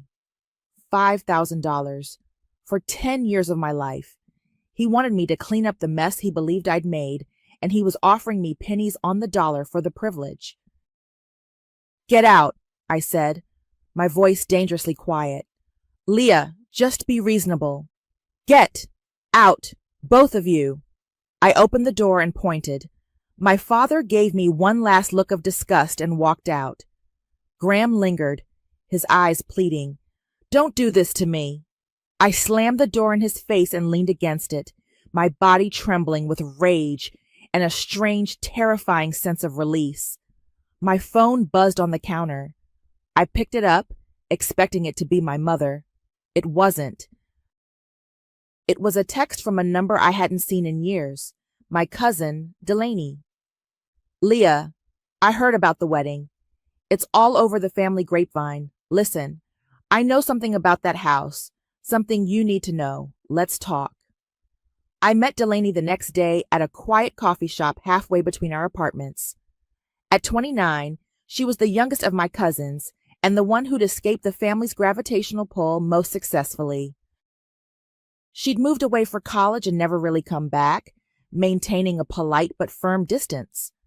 We hadn't spoken in years, but when she walked in, the same rebellious spark was in her eyes. You've caused quite a stir, she said, sliding into the booth across from me. I'm sure, I replied dryly. Is Aunt Carol having a field day? She's practically selling tickets. Delaney smiled, but it didn't reach her eyes. Listen, Leah, I'm not here to gossip. I'm here because my mom told me something before she died, and I think it's time you knew. She leaned forward, her voice dropping. That lake house. Grandpa never meant for Corbin to have it. Not solely, anyway. The will was supposed to split the property between my mom and your dad. I stared at her, confused. What are you talking about? Dad has the deed. He's had it for 30 years. He has a deed, she corrected. One he had drawn up after Grandpa died. The original will, the one my mom saw, disappeared. And then, conveniently, a new title transfer appeared, signed by Grandpa a week before he passed. My mom always said he was too sick to sign anything by then. She was sure Corbin forged it. The coffee in my stomach turned to acid. Title fraud. It sounded like something out of a movie, not something my proud, upstanding father would do. But then I thought of his obsession with legacy, with the man of the family, and a dark, ugly possibility began to take shape. Our grandmother suspected it too, Delaney continued. She and my mom tried to find the original paperwork, but everything was gone. All they had were some old tax records and a half-burned letter from Grandpa mentioning his intentions for the property. After Grandma died, Mom put what little proof she had in a safety deposit box. She was too scared to fight Corbin on her own. He'd already cut her out of the family for marrying my dad. It all clicked into place. The reason my aunt was estranged. The reason my father always spoke of the house as his birthright. His alone. He hadn't inherited it. He'd stolen it. Delaney, do you still have access to that box? I asked, my mind racing. She nodded. It's why I'm here. When I heard he tried to give the house to Graham, after everything you did for it, it was the last straw. My mom deserves justice, and so do you. The foreclosure was no longer just about my money or my pride. It was about a much older, deeper betrayal. My father hadn't just gifted away my investment. He'd gifted away a stolen legacy. That afternoon, I was in Wren's office. The contents of Delaney's safety deposit box spread across the conference table. The documents were fragmented, yellowed tax receipts from decades ago, a notarized letter from a neighbor attesting to my grandfather's failing health, and the charred remains of the letter Delaney mentioned. It wasn't a smoking gun, but it was smoke. Wren examined the papers, her expression grim. This is serious, Leah. Forging a deed is a felony. Proving it after 30 years is tough. But this is a strong foundation for a formal inquiry. We can petition to see the original transfer documents from the county archives, get a handwriting expert. What would happen to him? I asked. Best case for him? Public humiliation and a civil suit from Delaney. Worst case? Jail time. The thought of my father in prison sent a nauseating wave through me, but the thought of him getting away with it was worse. I don't want him in jail, I said slowly, the plan forming in my mind. I want him to lose the one thing he values more than anything, more than the house, more than his own children. Wren raised an eyebrow. And what's that? His reputation, I said. The Owens name. I want everyone in his perfect little world to know that the great Corbin Owens, the builder of legacies, is a common thief. Delaney, who had been sitting quietly beside me, nodded her firm agreement. He built his kingdom on a lie. It's time to tear it down. Wren leaned back, a slow, dangerous smile spreading across her face. I like it. We start by digging into the title history. Quietly, for now. We spent the rest of the afternoon strategizing. As I was packing up to leave, my phone buzzed with a news alert from a local business journal. I glanced at it, and my heart stopped. It was an article announcing a new luxury condo development on the other side of the lake. The lead developer was a name I now knew all too well, Trey Dawson. But it was the list of primary investors that made me sit back down. The lead financing was coming from a private equity firm run by one man, Robert Johnston, Amy's father. Wren, I said, my voice barely a whisper as I turned my phone around for her to see. We have another problem. Amy's family hadn't just been asking questions. They had a vested interest in that land. They hadn't just pushed for the wedding gift. They'd been pushing for the property itself. This wasn't just about my family's dysfunction anymore. It was about money, development, and a whole new level of deceit. The knowledge that Amy's family was financially tied to the developer who bought the house changed the game. It meant Graham's gift wasn't just about family tradition. It was a strategic business move, and I had inadvertently thrown a wrench in it. My revenge was no longer a simple, contained explosion. It had shrapnel. A week after the wedding, I made an appointment with Trey Dawson. I found his development company's office in a sleek, modern building downtown. He was younger than I expected, maybe 36, with a sharp suit and an even sharper gaze. He didn't smile when he shook my hand. "Leah Owens," he said, gesturing for me to sit. "I have to admit, I was curious when your name came up. I assume you're here about the lake property." "I am," I said, keeping my tone professional. "I know you bought it at auction. I also know you're in business with Robert Johnston. I'm here to make you an offer to buy it back." He leaned back in his chair, a flicker of interest in his eyes. "Oh? And why would you want to do that? From what I hear, your family is the reason it went to auction in the first place." "My family believes they have a claim to it." "I want to extinguish that belief permanently," I stated plainly. "I don't want the house. I just want to be the one holding the deed when I tell them they can never have it. Think of it as a symbolic purchase." Trey studied me for a long moment. "That's a bold reason to spend a few $100,000. I'm not selling. The land is valuable, and its location is key to my next project." He paused, "But I am intrigued." "You're not what I expected." I left his office with nothing but a firm no and the unsettling feeling of being analyzed.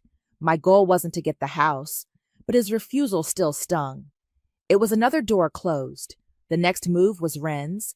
She sent a carefully worded letter to my father's lawyer, formally requesting an examination of the original 1990s title transfer documents, citing a potential claim from another heir, Delaney. It was a warning shot. It didn't take long for the fallout to reach me. 2 days later, my phone rang. It was Amy. Her voice was small, stripped of its usual cheerful tone. "Leah, can we talk?" she asked. We met at the same coffee shop where I'd met Delaney. Amy looked exhausted, her eyes puffy. "Graham finally told me," she said, twisting a napkin in her hands, "about you paying for the house all those years. He said he didn't think it was important."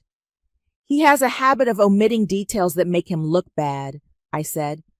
"My father is furious," she went on, her voice trembling, "not just about the foreclosure, but about the deception. He feels like your parents, and Graham misrepresented the entire situation. He was planning on advising Graham on how to leverage the property. Now he just sees a mess." She looked up at me, her eyes pleading. "Is it true what your cousin is saying? That your father might not have even owned it legally?"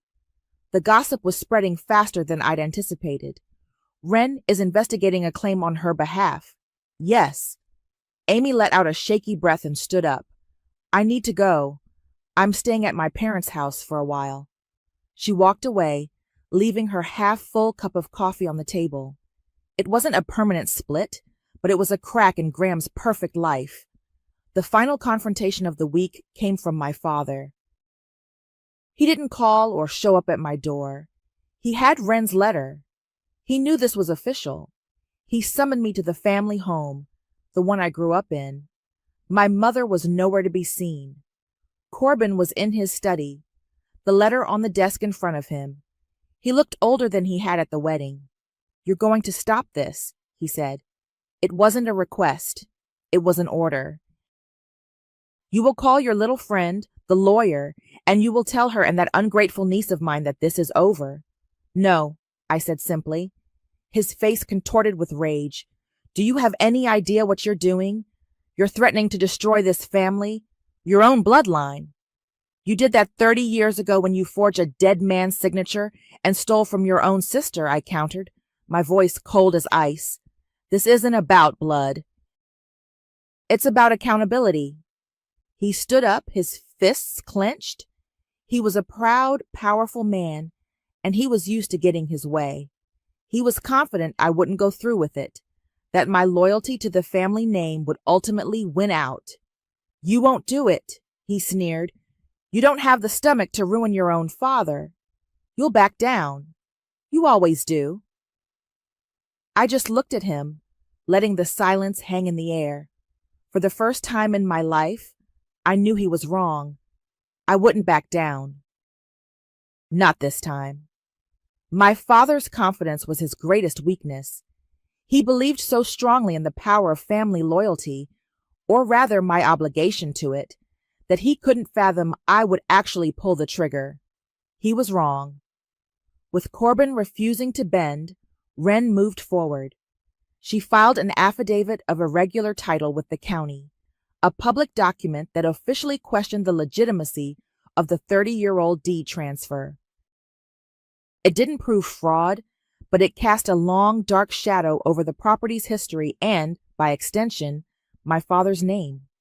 The legal wheels began to turn, slowly but unstoppably. Even without the foreclosure, Graham's wedding gift was now legally worthless, tainted by a claim of forgery.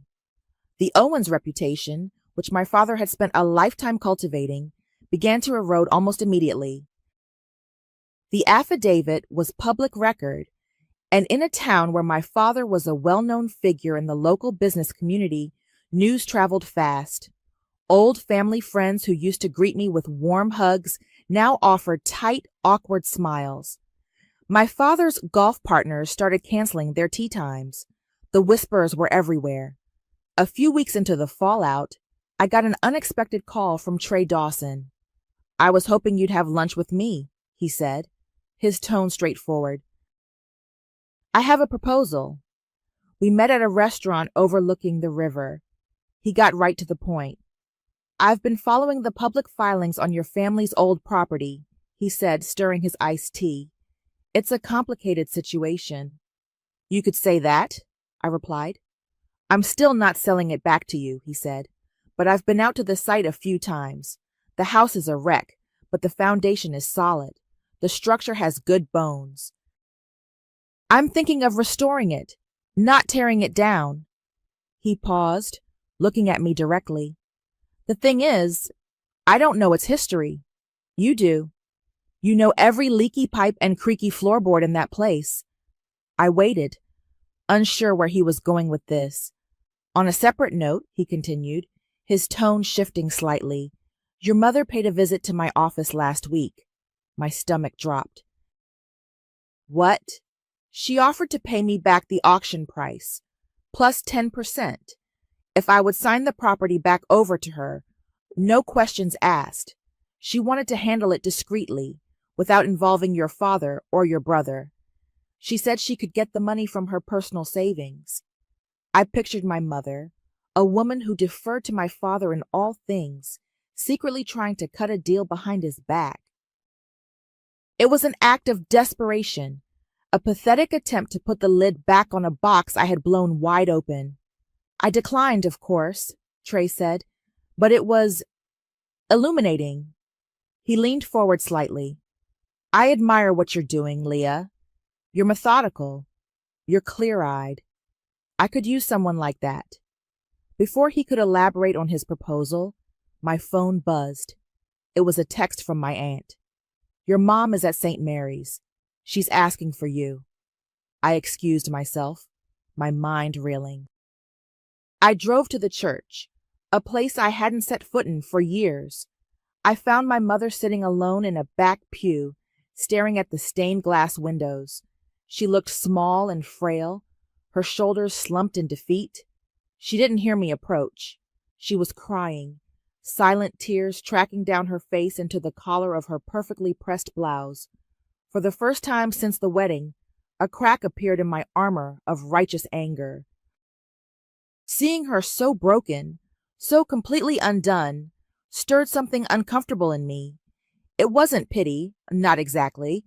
It was a flicker of the old, familiar guilt, the ingrained instinct to be the responsible one, to fix what was broken. I had wanted to dismantle their legacy, but I hadn't fully considered what it would look like to watch the people who built it crumble. I turned and walked away before she could see me.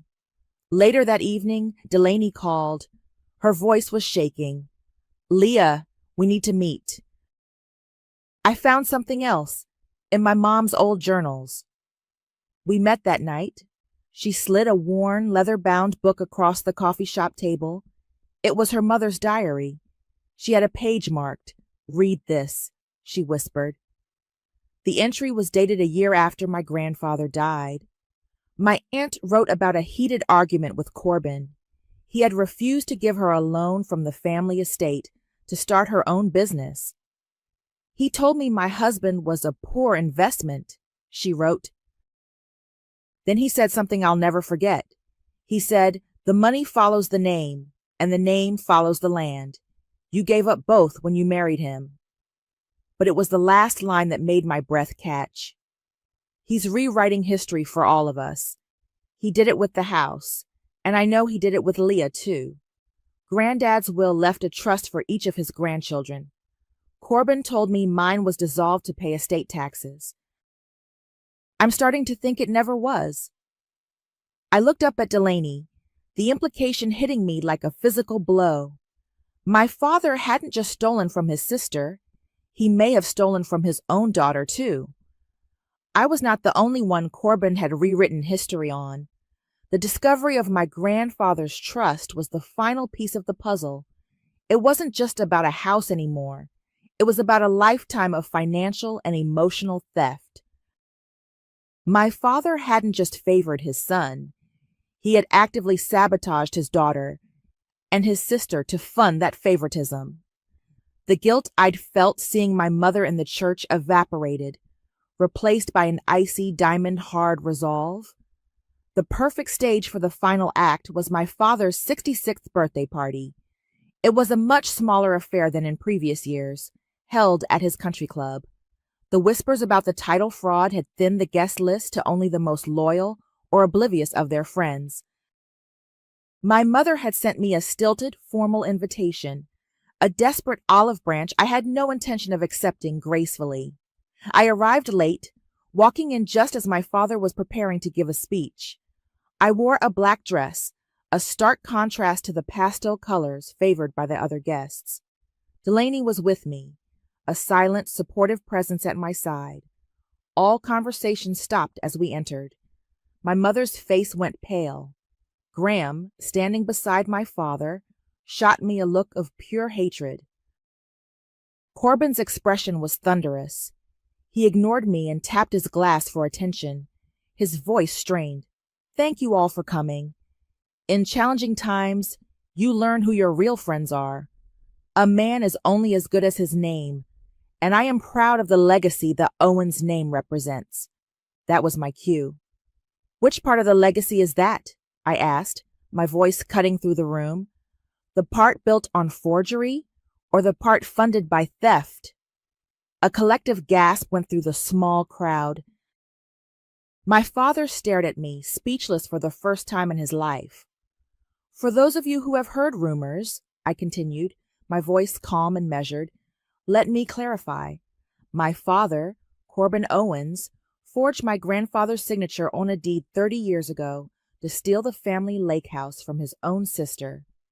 Delaney stepped forward slightly, a clear confirmation. "For 10 years, I paid every bill for that stolen property, believing it would one day be mine. Instead, he gifted it to my brother. A gift he had no legal right to give. I let that sink in, but the house was the least of it. We've also uncovered that my father illegally absorbed the educational trust our grandfather left for both me and my cousin, Delaney. He told us the money was gone. He lied. I laid it all out, the unpaid debts, the foreclosure I'd orchestrated, the fraudulent title, the stolen inheritance. I wasn't yelling. I was reporting. I presented the facts with the cold, detached precision of an auditor. The silence in the room was absolute. My father's business partners looked at him with new, calculating eyes. Their wives stared with a mixture of horror and morbid fascination. The Owens name was no longer a legacy. It was a scandal. Graham, his face purple with rage, finally broke. He lunged, not at me, but at the wall beside him, punching the drywall with a guttural roar of frustration. The sound of cracking plaster echoed in the silent room. Amy, who had been standing awkwardly in a corner, simply turned and walked out of the party and out of his life. My mother just stood there, her hands clasped in front of her, looking at the floor. She didn't defend her husband. She didn't admonish her son. She just deflated. A few days later, I heard she had quietly resigned from her position on the board of her favorite charity. My work was done. As Delaney and I walked out, a figure detached himself from the shadows of the club's portico. It was Trey Dawson. He'd been standing outside, listening. "That was quite a performance," he said, his expression unreadable. "It was the truth," I replied. "I know," he paused. "My offer still stands. I'm restoring the house. I want to hire you as a consultant on the project. Nobody knows that place better than you. It's a way to get your history back, on your own terms." I looked at him, then back at the country club, where the ruins of my family were smoldering. "I'll think about it," I said. As Delaney and I drove away, I glanced in the rearview mirror. I could see the lake in the distance, shimmering under the moonlight. It was beautiful, and for the first time in my adult life, it had absolutely nothing to do with me. It didn't represent a future promise or a current burden. It was just a body of water, holding the ghosts of a family I no longer belonged to. I had walked away with nothing tangible from the wreckage. No house, no money, no apology. But I had taken back my name from the legacy they tried to build on my back, and that was more than enough. The weeks following my father's birthday party were quiet. The storm had passed, leaving a strange and hollow calm in its wake. Amy had officially filed for separation from Graham. My father's business reputation was in tatters, and Delaney had begun civil proceedings to reclaim her stolen inheritance. The justice was methodical, legal, and happened in rooms I wasn't in. I sat across from Wren in her office, a cup of tea steaming between my hands. "Is this what victory feels like?" I asked. "It's anticlimactic." "Revenge isn't a party, Leah," she said, her expression gentle. "It's surgery. You cut out a cancer. You're left with a wound that needs to heal, not a trophy." She was right. I had spent so long focused on the demolition that I hadn't planned for the silence that would follow. My phone buzzed. It was a message from Trey.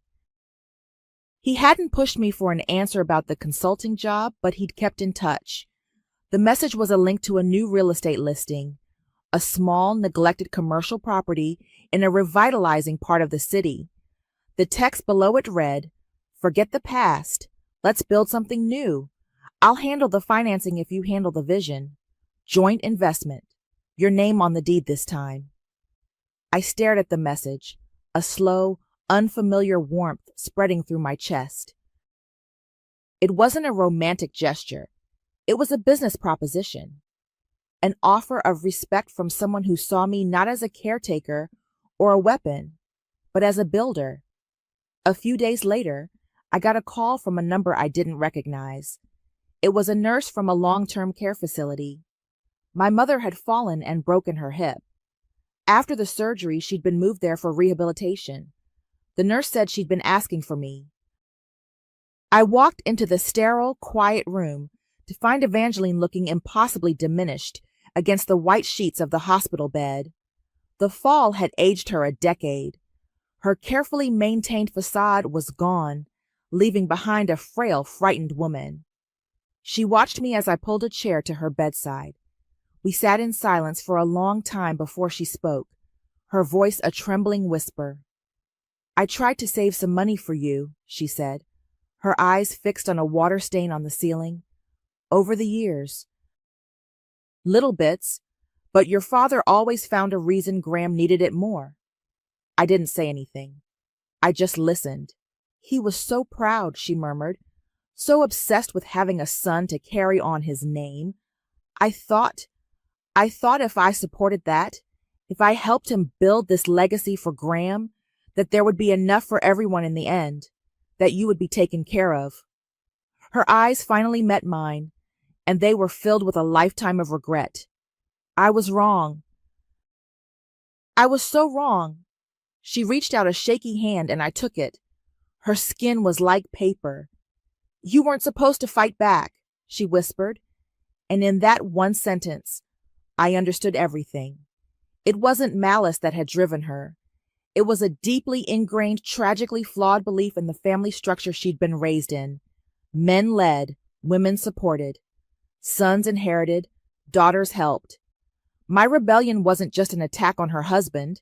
It was an attack on the very foundation of her world. It wasn't an excuse, but it was, finally, an explanation. I squeezed her hand and left without another word. There was nothing left to say. Revenge is a scalpel. It cuts deep and reveals the rot, but it doesn't always heal the wound. Sometimes, it just leaves you with a clean, empty space where something toxic used to be.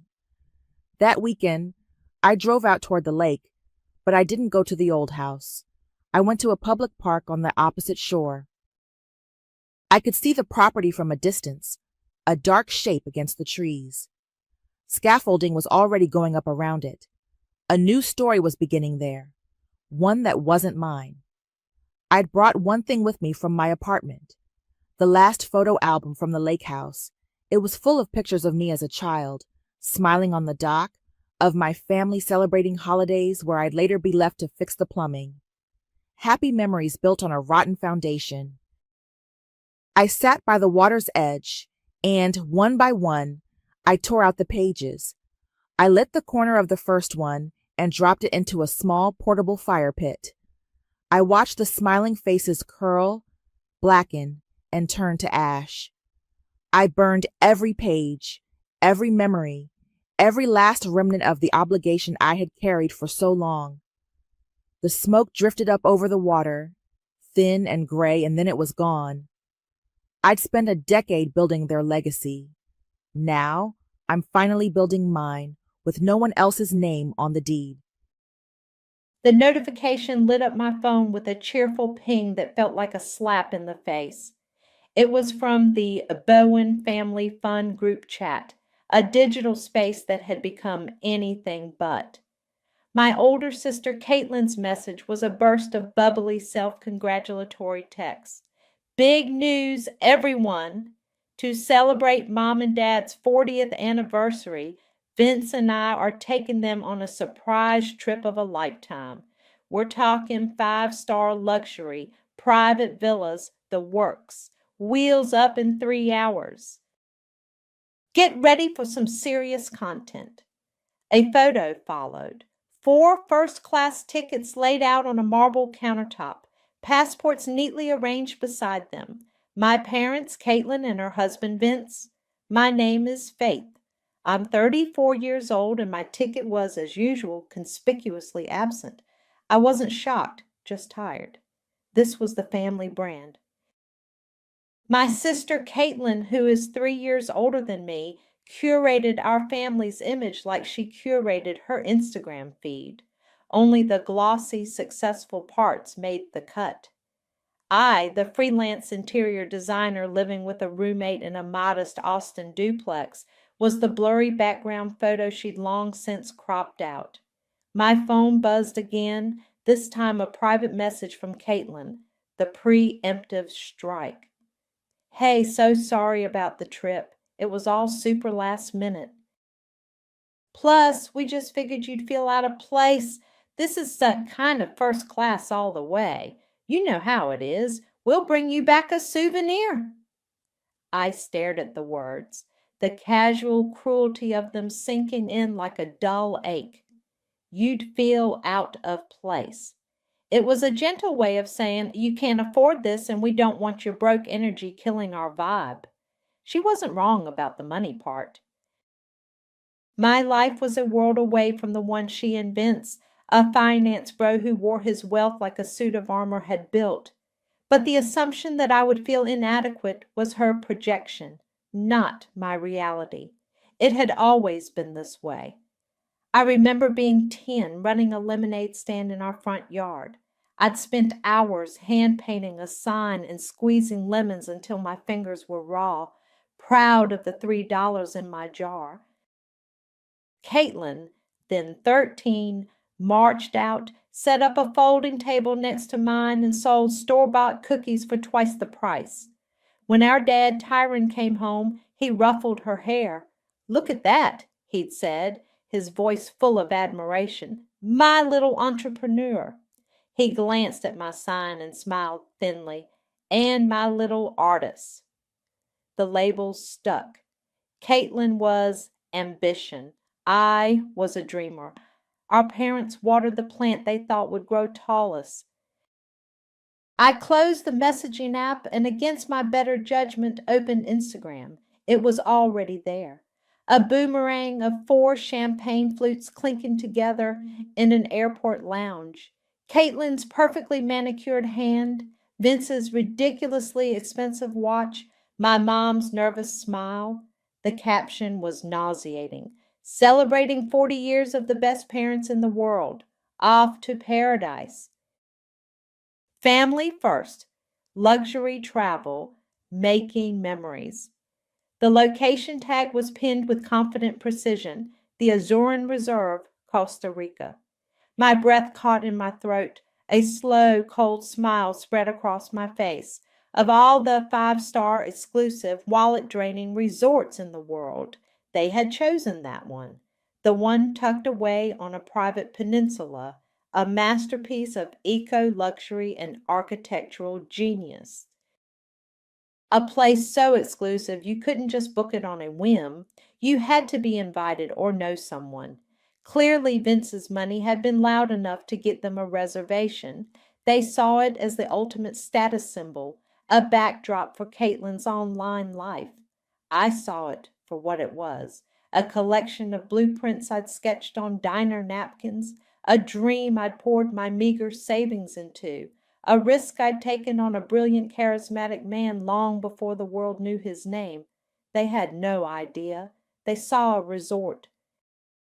I saw the ghost of my past and the key to my future. They had no idea whose name was still on the title as executive co-owner.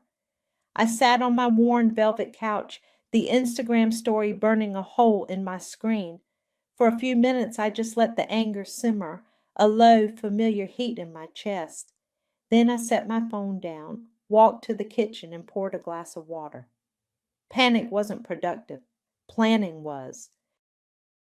I scrolled through my contacts, past my mom, my dad, and the poisonously sweet entry for Caitlin.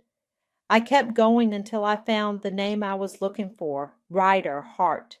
We hadn't spoken in 6 months, not out of animosity, but because our lives had moved in orbits that no longer intersected.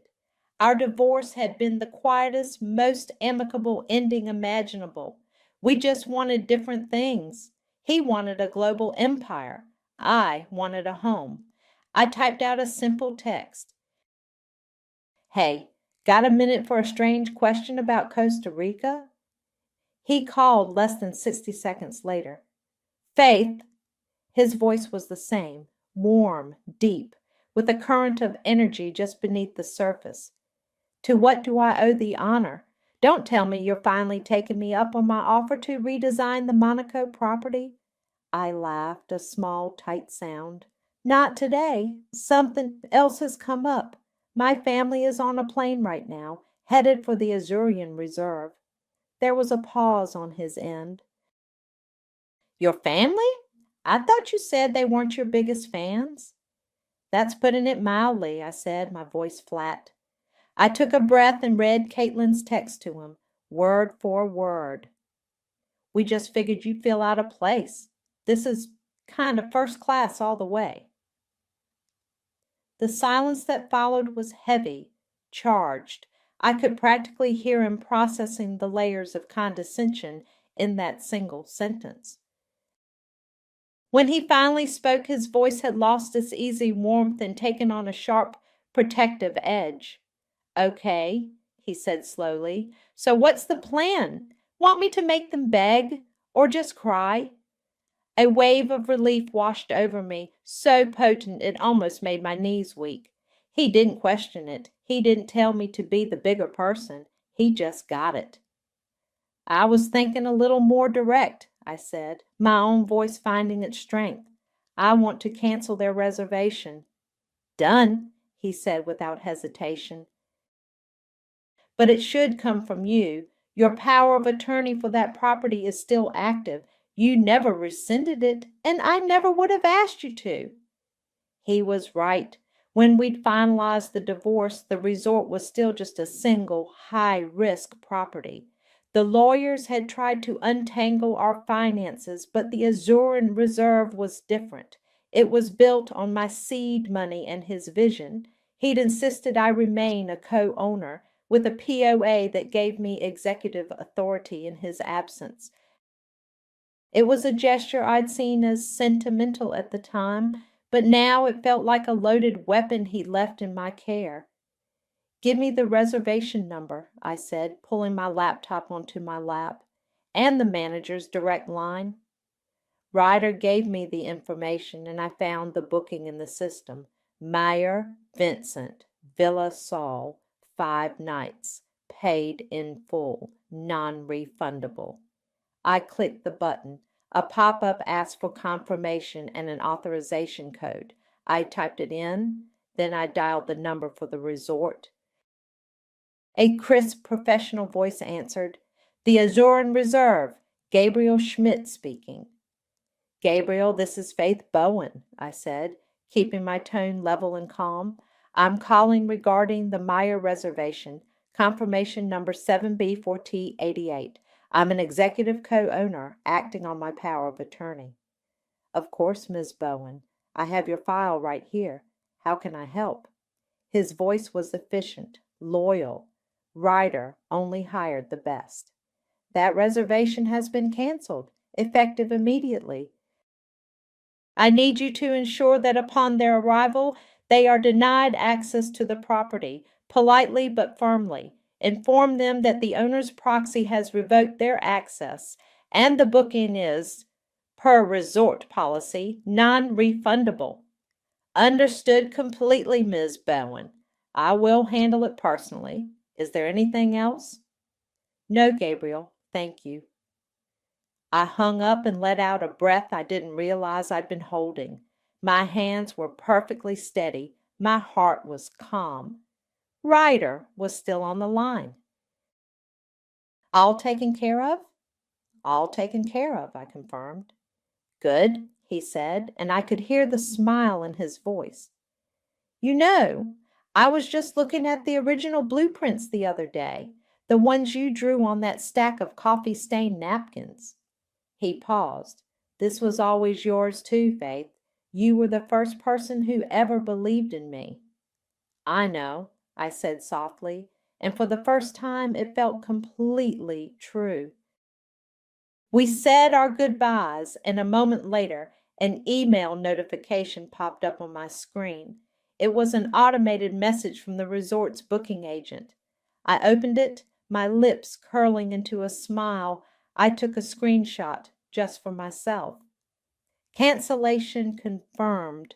The flight from Austin to Costa Rica is just under 4 hours. Add in time for baggage claim, customs, and the private transfer to the remote peninsula where the resort was located, and I figured I had about 6 hours of peace. I spent them cleaning my apartment, sketching out a design for a new client, and pointedly ignoring my phone. My roommate, Bella, came home around 5, dropping her keys in the ceramic bowl by the door. "So?" she asked, her eyes wide with anticipation. "Did the bomb drop yet?" "Any minute now," I said, a grim smile on my face.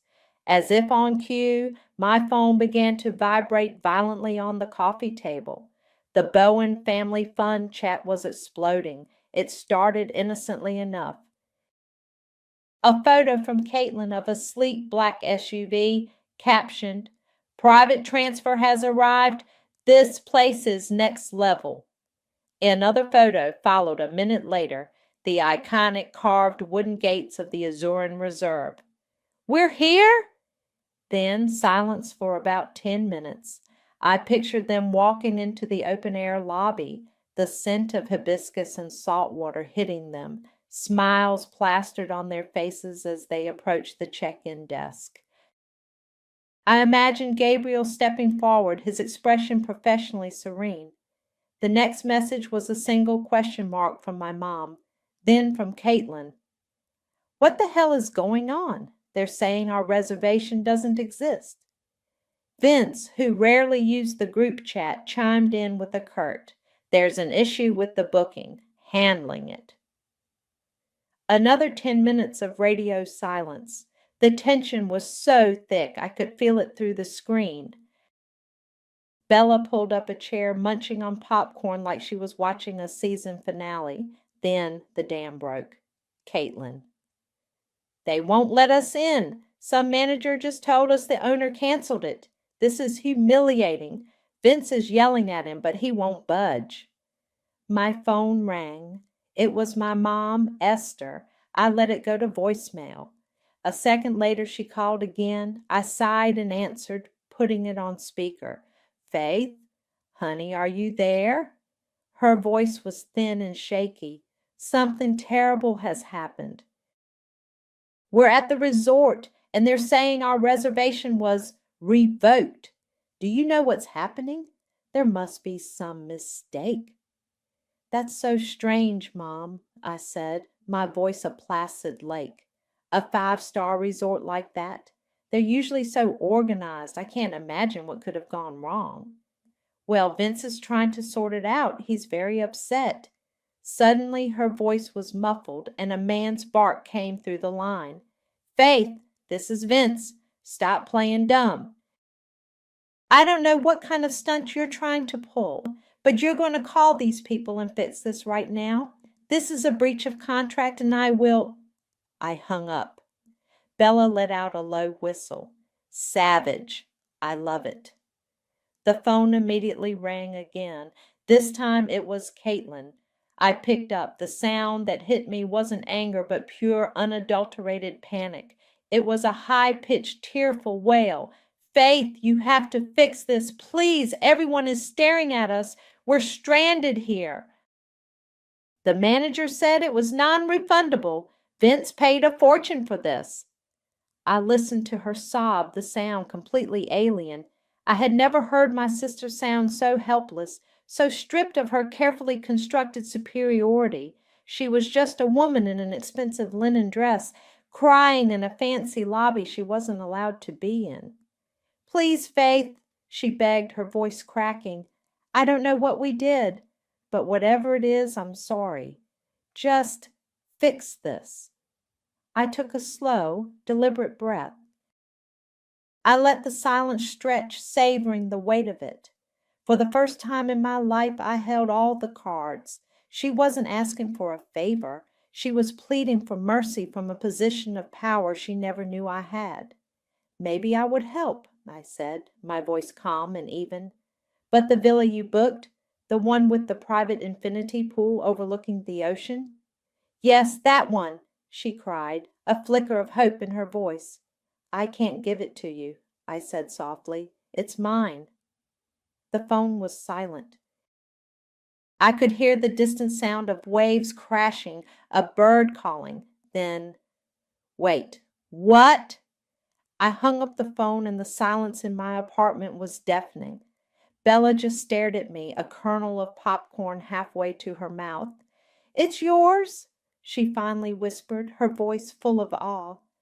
"Co-owned," I corrected, my own voice sounding distant. "But yeah, it's mine." The quiet lasted for about an hour. I knew Caitlin. The shock would curdle into rage, and her rage always needed an audience. It was just a matter of time. Sure enough, my phone lit up with a notification. Caitlin had posted to her Instagram story. It was a video, shaky and tear-streaked, filmed in what looked like the sterile lobby of a chain hotel. "I don't normally do this," she began, her voice thick with manufactured vulnerability. "But I have to share what's happening. My husband and I brought my parents to Costa Rica for their 40th anniversary to the most beautiful resort, and we were turned away. Our reservation was canceled for no reason. We've been publicly humiliated and left stranded by what seems to be a cruel, jealous prank. She didn't name me, but she didn't have to. Some people can't stand to see others happy. Please send prayers and good vibes. This was supposed to be a special time for our family. The performance was masterful. She was the victim, the dutiful daughter whose perfect gift had been shattered by a shadowy, spiteful force. I watched it once, then twice. Bella peered over my shoulder. Wow, she's good. Left out the part where she called you poor and left you behind, huh? She always does, I said. I opened her profile and went to the comments section of her last perfect family photo. Her followers were already pouring in with sympathy. OMG, what happened? That's horrible. Stay strong. Some people are just evil. My fingers moved calmly across the screen. I didn't write a word. I just started posting attachments. First, a screenshot of the text she'd sent me. We just figured you'd feel out of place. This is kind of first class all the way. Second, a scanned copy of the power of attorney document, my name and writers clearly visible, with the legal description of the resort property highlighted. Third, a photo from 8 years ago. It was me and Ryder, both in our 20s, standing on the muddy, undeveloped plot of land where the resort now stood. We were wearing hard hats covered in dirt and grinning like idiots. He had his arm around me, holding up a tattered blueprint. The final attachment was a screenshot of the deed of co-ownership. The comment thread went silent for a moment, and then it erupted. The tide turned so fast it was dizzying. Some called me an icon. Others called me a monster for doing this to my own sister. The debate raged, but the facts were undeniable. Bella refilled her popcorn bowl. The knife she aimed at you wasn't small, she said, her voice serious. You didn't stab her. You just let her trip on her own heels. Her words sent me spiraling back in time.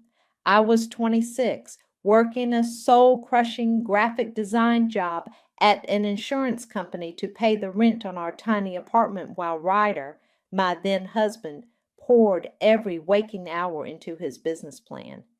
I just cashed out the small inheritance my grandmother had left me, every last cent, and handed it to him. It was the seed money he needed to secure the land and the first round of investors. I remembered Caitlin coming over for dinner one night, wrinkling her nose at our cramped kitchen. You're really letting him throw your grandmother's money away on this jungle fantasy? She'd asked, picking at her salad. Faith, you're so smart. Why are you married to a broke artist with a pipe dream? Vince is already a junior partner at his firm. I defended him, of course. I told her she didn't understand his vision. She had just laughed. Vision doesn't pay the bills, sweetie. Now that vision was paying bills she couldn't even comprehend. My phone rang, pulling me from the memory. The caller ID was Dad. My stomach twisted into a knot. I knew this wouldn't be a call of concern or curiosity. It would be a summons. I answered. His voice was cold, devoid of any warmth. There was no hello. You embarrassed us, Tyrone said, his tone clipped and final. You brought this family drama out in public and made us all look like fools. You think this proves something? Proves what, Dad? I asked, my voice dangerously quiet. That you're better than us? That you have some secret success you've been hiding? This whole thing is childish, Faith. Whatever point you were trying to make, you made it. Now call that resort and fix it. It wasn't a request. It was a command from a man who hadn't seen me as an adult in 34 years. No, I said. The word hung in the air, simple and absolute. He was silent for a beat, clearly stunned. What did you say? I said no, they can find another hotel. I ended the call before he could respond, my hand trembling slightly. It was one thing to stand up to Caitlin. Standing up to my father felt like severing a limb. After that, I went quiet. I muted the group chat, silenced my notifications, and turned my phone face down on the counter. The initial surge of adrenaline faded, leaving a hollow space in its wake. Was this satisfying? Watching the Instagram comments pile up, knowing my family was stuck in a generic hotel room stewing in their own mess? Part of me felt a grim sense of victory, but another, smaller part felt empty. The revenge was loud, public, and undeniable, but the wound it came from was still there, quiet and deep. The next morning, I threw myself into work. I had a pro bono project I'd taken on, designing a common area for a new low-income housing development in East Austin. Surrounded by paint swatches, fabric samples, and the hopeful energy of a space meant to bring comfort to people who had little of it, I felt my emotional center click back into place. This was real. This mattered. Creating something beautiful and functional for others felt more powerful than tearing down my sister's fantasy life. But the world outside my bubble of purpose-driven design kept intruding. My phone buzzed incessantly. Caitlin, her number now blocked, was leaving frantic voicemails from a blocked number. My mom sent pleading texts. Faith, please, your father's furious. This isn't like you. Vince, true to form, had his lawyer send a cease and desist letter to my email, a laughable document full of empty threats about infliction of emotional distress and tortious interference. I deleted it without a second thought. Late in the afternoon, a call came through from a number I didn't recognize, but I knew who it was before I answered. Faith. Ryder's voice was gentle. Just wanted to check in. Things are escalating. I've noticed, I said dryly. Yeah. Your sister found my personal cell number. She's been calling me too. Started with threats, now she's moved on to begging. He paused. Look, you don't have to prove anything to me. You made your point loud and clear. If you want to end this, just say the word. I can have Gabriel move them into another villa. No questions asked. I looked around the room I was designing, at the mood board filled with warm colors and durable, comfortable furniture. I thought about the families who would live here, people who would be grateful for a safe, clean place to call home. Then I thought of Caitlin, who believed she was entitled to a private villa she hadn't earned, a luxury she felt was her birthright. The hollowness I felt earlier was replaced by a cold, hard clarity. This wasn't just about one trip, it was about a lifetime of being told my worth was less than hers.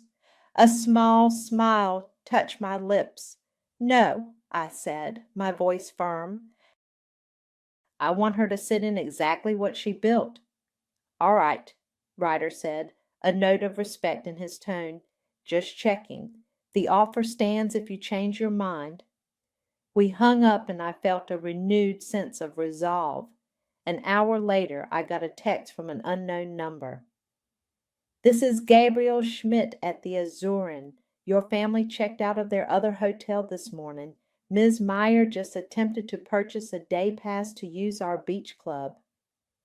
My fingers flew across the screen. And? Gabriel's reply was immediate. Access was denied per your instructions. However, we have a message for her from you should she return. I frowned. I didn't send a message. Mr. Hart arranged it, he replied. He said you'd approve? A new message popped up, this one from Ryder. It was a photo of a concierge desk at a much less glamorous, all-inclusive resort down the coast. Caitlin was standing there, her back to the camera, her shoulders slumped in defeat. The concierge was holding out a single crisp envelope. Ryder's text followed. She finally found a new place to stay. The concierge has a little something for her, a message from Ms. Bowen. I texted Ryder back. What did you do? His reply was a smiling emoji. Just a little something to help her on her way. I didn't have to wait long to find out. Caitlin went completely dark on social media. No more tearful stories, no more curated posts about overcoming adversity. The silence was more telling than any rant. Her perfectly constructed online world had cracked, and for the first time she didn't have the tools to spackle over the damage. The next day, a courier delivered a small, elegant gift basket to my apartment. It wasn't for me. The tag read, "For Caitlin Meyer, CEO Faith Bowen."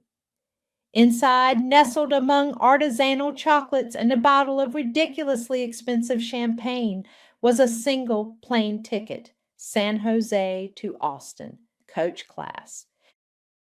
A note in Ryder's familiar handwriting was tucked into the ribbon. Sometimes the best view is from the ground. Enjoy the flight home. He had sent a duplicate basket to Caitlin at her new lesser resort. The message was clear: the party's over. Vince predictably escalated. My inbox pinged with a formal complaint file with the resort's corporate office, citing my unprofessional and malicious conduct as a proxy owner. It was a desperate, toothless maneuver. Ryder owned the entire chain outright. There was no corporate ladder to appeal to. I forwarded the email to him with the caption, "Look at him trying." He replied with a laughing emoji. A few hours later, another text arrived from Gabriel, the ever-watchful manager at the Azuren. "Ms. Bowen, an update. Ms. Meyer returned to the property an hour ago. She attempted to bribe one of our front desk staff for access to the spa. The attempt was reported and she has been formally flagged in our system. She will not be permitted on any Hart property in the future." I read the message, a cold knot tightening in my stomach. This was the part of Caitlin I hated most, the belief that any problem could be solved with enough money or condescension. She wasn't just entitled, she was corrosive. That evening, a FaceTime call came through from my mom. I almost ignored it, but something made me answer. Her face appeared on the screen, looking tired and older than her 62 years. She was sitting on a hotel balcony with a generic, uninspired view of a swimming pool crowded with tourists. It was a far cry from the private villa she was supposed to be in. "Faith," she began, her voice soft and pleading, "this has gone on long enough. Your sister is a mess. Your father won't even speak to me. Can't you just let this go?" I looked at her, at the woman who had always chosen the path of least resistance, who smoothed over every conflict until the family portrait looked perfect again, no matter how rotten the frame.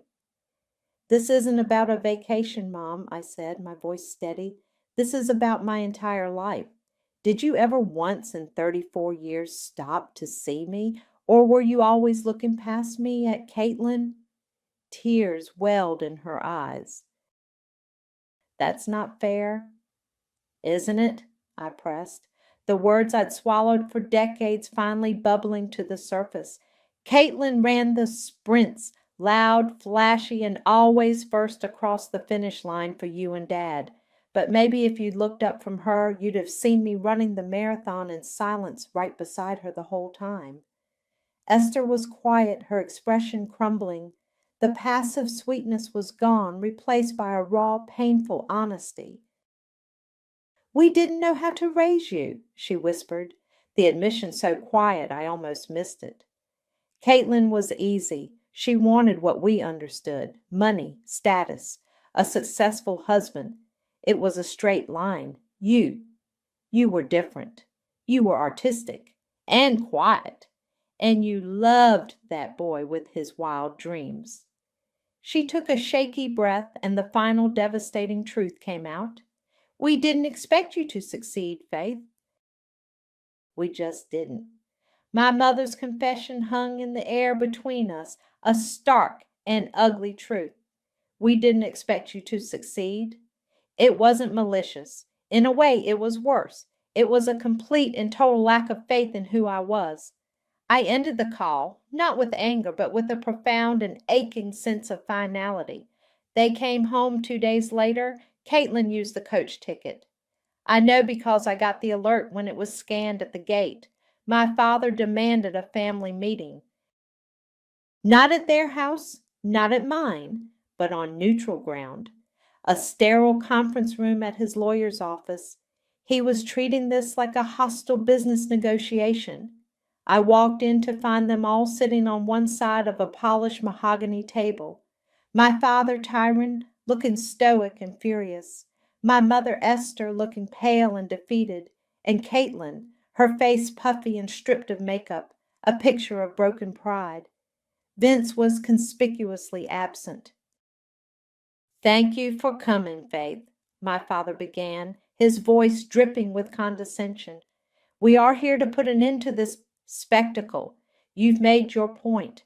Now, we need to discuss the damage you've done to this family's reputation and how we move forward." He slid a folder across the table.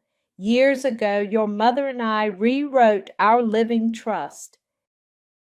We decided to leave the bulk of our assets to the child we felt would be the most responsible steward of the family legacy." He paused for dramatic effect. "The villa in Lake Como and our Austin estate were designated for Caitlin." He looked at me, expecting a reaction. Shock, hurt, outrage. I felt nothing. It was exactly what I would have expected. "Okay," I said calmly. My lack of response clearly threw him off. Caitlin, however, saw her opening. "See," she said, her voice rising with a familiar theatrical tremor. "This is what we're talking about, Faith.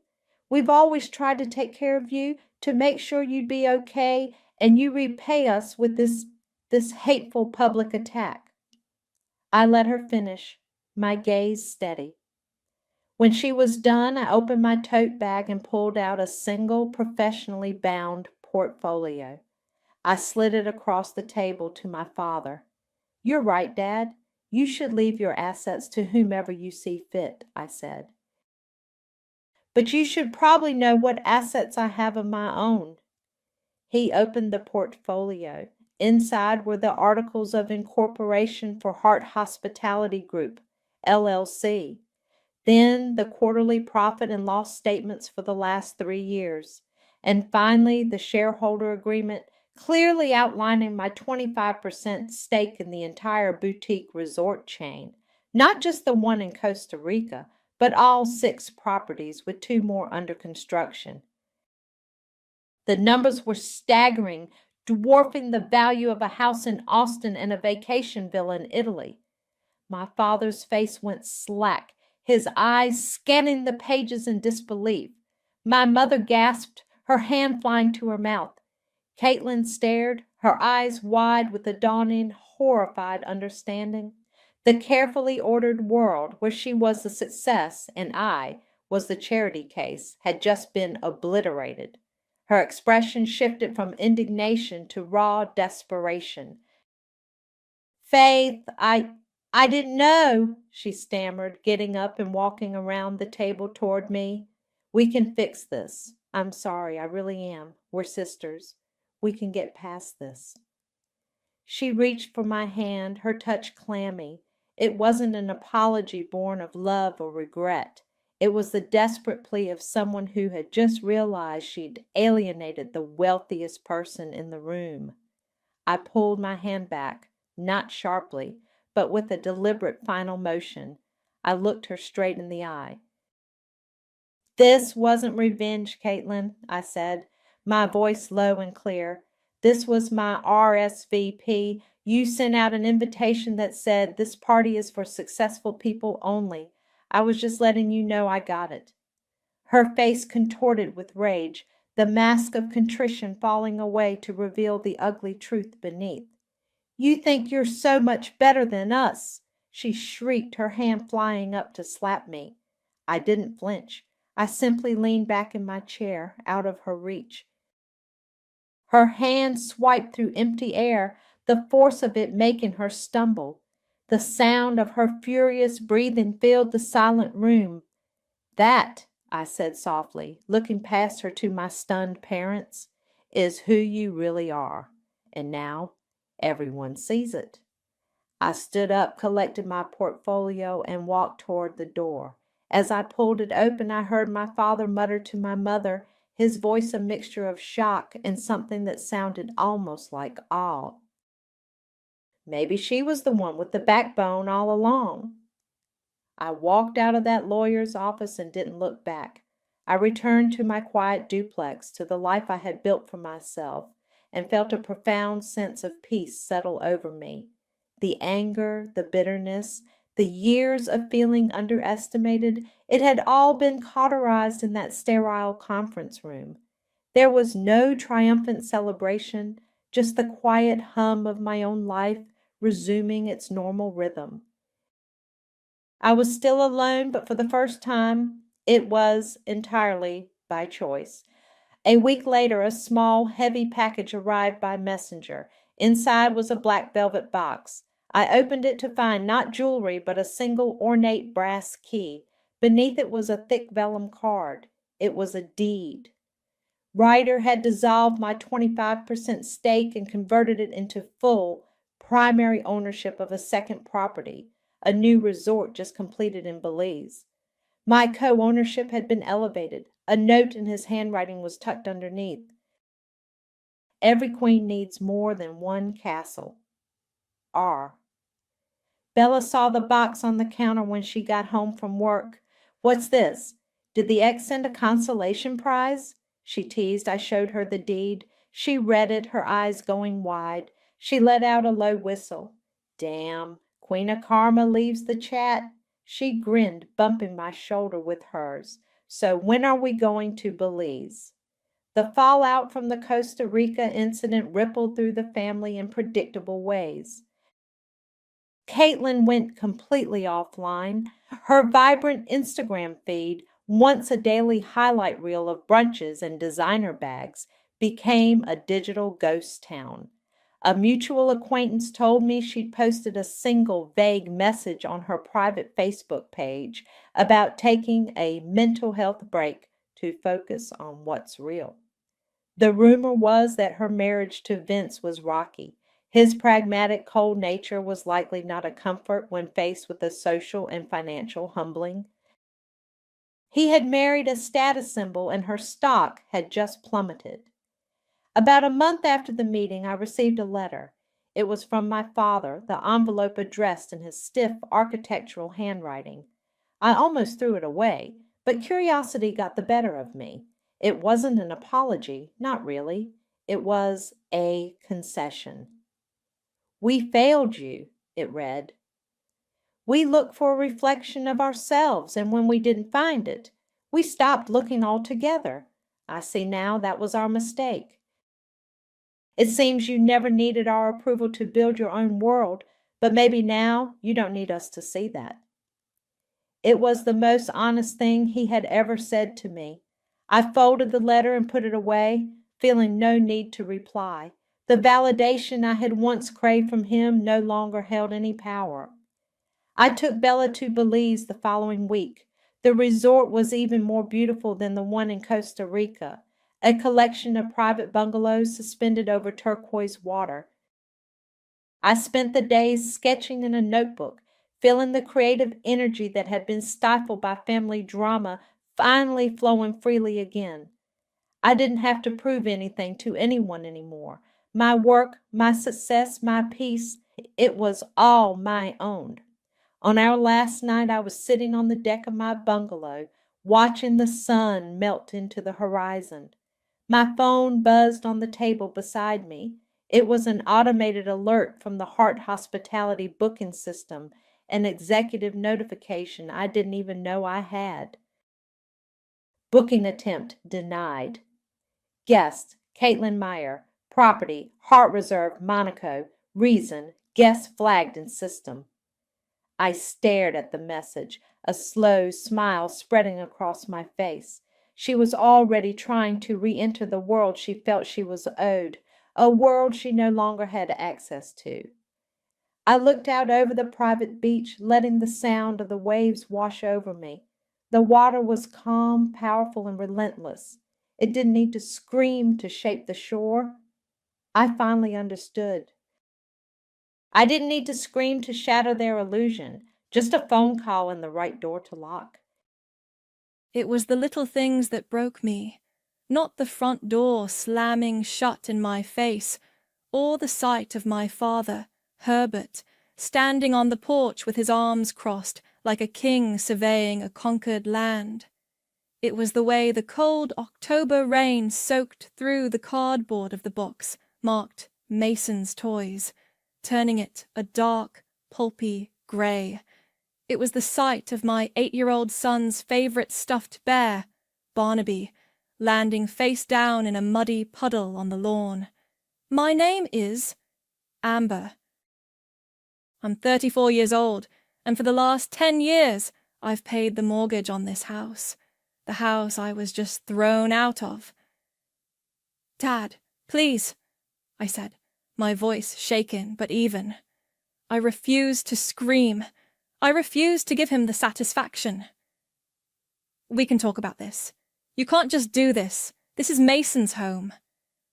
Herbert, a man of 65 whose face seemed permanently set in a scowl, just scoffed. This is my home. You've been living here rent-free for years, and it's time you stood on your own 2 feet. You're a burden, Amber. The words hit like stones. Rent-free. I have every bank statement for the last decade showing direct transfers to your mortgage account.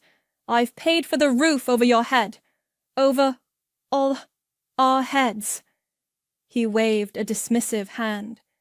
Your contribution, your duty. Now, get your junk off my lawn before I call the city to haul it away. From behind him, my mother, Maria, peeked through the screen door, her face a mask of practiced helplessness. She wouldn't meet my eyes. She never did when it came to a confrontation between me and my father. As if on cue, my younger brother Chris, all of 30 years old and glowing with unearned confidence, stepped onto the porch. He put a hand on our father's shoulder, a smug, proprietary gesture. His fiancée, Rebecca, a sweet girl of 29, who had no idea what she was marrying into, hovered behind him, looking deeply uncomfortable. Her parents were here too, standing awkwardly in the living room, witnesses to my humiliation. It was supposed to be a small family lunch to celebrate the engagement. Amber, don't make a scene, Chris said, his voice smooth and condescending. Rebecca and I have an announcement. Dad is signing the house over to me. It's our engagement gift. For our future family. The air left my lungs. The house I had saved from foreclosure when my mom got sick a decade ago. I was 24 then, just starting my career in project management. My dad's contracting business had hit a rough patch, and with my mom's medical bills, they were weeks from losing everything. I remember sitting at the kitchen table, my father's head in his hands, my mother crying silently. We'll pay you back every penny, my dad had promised, his voice thick with shame. And one day, this house will be as much yours as it is ours. You're saving this family, Amber. I believed him. I funneled my salary into their mortgage, paid for repairs, covered their debts when Chris inevitably got into trouble again. A failed business venture here, a maxed-out credit card there. I put my own dreams of home ownership on hold, telling myself it was an investment. I was building equity. I was securing a future for my son in the only home he'd ever known. Now, standing in the rain, I saw the truth. It was never an investment. It was a long con. Mason tugged on my sleeve, his small face pale. "Mommy, why is Barnaby in the mud?" I looked from his terrified eyes to the soggy bear, then back to the smug faces on the porch. My brother, the golden child. My father, the patriarch who saw me as a utility. My mother, the silent accomplice. They had calculated this. They had waited until Chris was secure, engaged to a wealthy girl from a good family, and then they had cut me loose. The tool had served its purpose. Something inside me, a quiet, patient thing that had been sleeping for a very long time, finally woke up. It was cold and sharp and utterly clear. I knelt, picked Barnaby out of the puddle, and squeezed the muddy water from his fur. I looked up at the house, at the family framed in the doorway, a perfect picture of betrayal. They think that was the end of the story. It was just the prologue. 3 days after being thrown out, Mason and I were living in the sterile anonymity of a motel room off the highway. The air smelled of industrial cleaner and stale cigarette smoke. Mason was quiet, spending hours building elaborate Lego castles on the scratchy carpet, a silent, miniature king in his temporary, threadbare kingdom. For me, the quiet was a furnace. On Friday morning, while Mason was engrossed in a cartoon, I drove to a place that held 10 years of my life in a 10 by 10 metal box. Public Storage, Unit 214. The roll-up door shrieked in protest as I heaved it open, revealing stacks of carefully labeled plastic tubs. I wasn't just a project manager at work. It was my nature. Inside a tub marked Household Finance 2014 Present were the weapons I'd been collecting without even realizing it was for a war. I pulled out file folders, each one tabbed by year. Bank statements showing a decade of monthly transfers labeled Mortgage Contribution. Scanned copies of receipts for the new water heater I bought in 2018, the roof repair in 2021. And tucked in the very back, a document I'd almost forgotten. It was a single page, dated a month after my mom's surgery, handwritten by my father and signed by both my parents. It stated that in exchange for my financial assistance, I would be granted a 25% stake in the property, to be formalized when things settled down. I'd insisted on having it notarized at a local bank. It wasn't a formal deed, but it was a promise, sealed and stamped. My hands were steady as I packed everything into a briefcase. The shock had burned away, leaving something hard and dense in its place. Back in the motel room, I pulled out my phone and dialed the number for Mitchell Salazar. We'd had a preliminary consultation a few weeks before the eviction. I'd felt the ground shifting under my feet for months. The way my father would stop talking when I entered a room, the sudden increase in closed-door meetings with Chris. I'd found Mitchell through a university alumni network. He'd been a few years ahead of me, a sharp, no-nonsense guy even then. "Amber," he said, his voice calm and professional. "I was wondering when you'd call. I saw the public records. The title transfer to your brother was filed Wednesday morning." "He didn't waste any time," I said, my voice flat. "They rarely do. Did you get the documents?" "I have everything, Mitchell. 10 years of everything, including a notarized letter of intent from my father promising me a stake in the house." There was a pause on the line, then a low whistle. "You're kidding! Amber, that's not just a smoking gun. That's the whole damn arsenal. With the bank statements to prove a consistent pattern of payment in lieu of rent, we can argue promissory estoppel. They made a clear promise, you acted on it to your detriment, and they benefited. We can file for fraud, unjust enrichment, and place a lien on the property so fast it'll make their head spin. I felt a sliver of relief. Good. This is a strong case, he continued, but family disputes get messy. They'll paint you as disgruntled, unstable. They'll drag you through the mud. Let them try, I said, thinking of Barnaby the bear, face down in the dirt. The mud is where I am right now. I have nothing left to lose. As we talked strategy, my mind drifted to all the times I'd enabled this. The $5,000 I'd loaned my parents to cover Chris's credit card debt after his brilliant idea to sell artisanal dog food went under. The time I'd co-signed on a car for him because his credit was shot, a car my parents later paid off using money I'd given them for property taxes. They never bailed him out directly. They just rerouted my support, using me as a financial laundromat to wash away his failures. After the call, I went to a drugstore and bought a simple black and white composition notebook and a pen. I hadn't kept a journal since I was a teenager, but I needed to get the poison out. I sat on the edge of the stiff motel bed and started to write, the words pouring out of me, fury, grief, and a shame so deep it felt like it was part of my DNA. Shame for believing them. For letting them. I called Mitchell back an hour later. "They'll try to settle quietly," he said. "Offer you some hush money to make this go away before it gets public." "It's not about the money anymore," I told him. "It's about the principle. I want them exposed." Public exposure requires leverage, Amber. A reason for them to cave instead of dragging this out for years in court. We need to hit them where they're most vulnerable.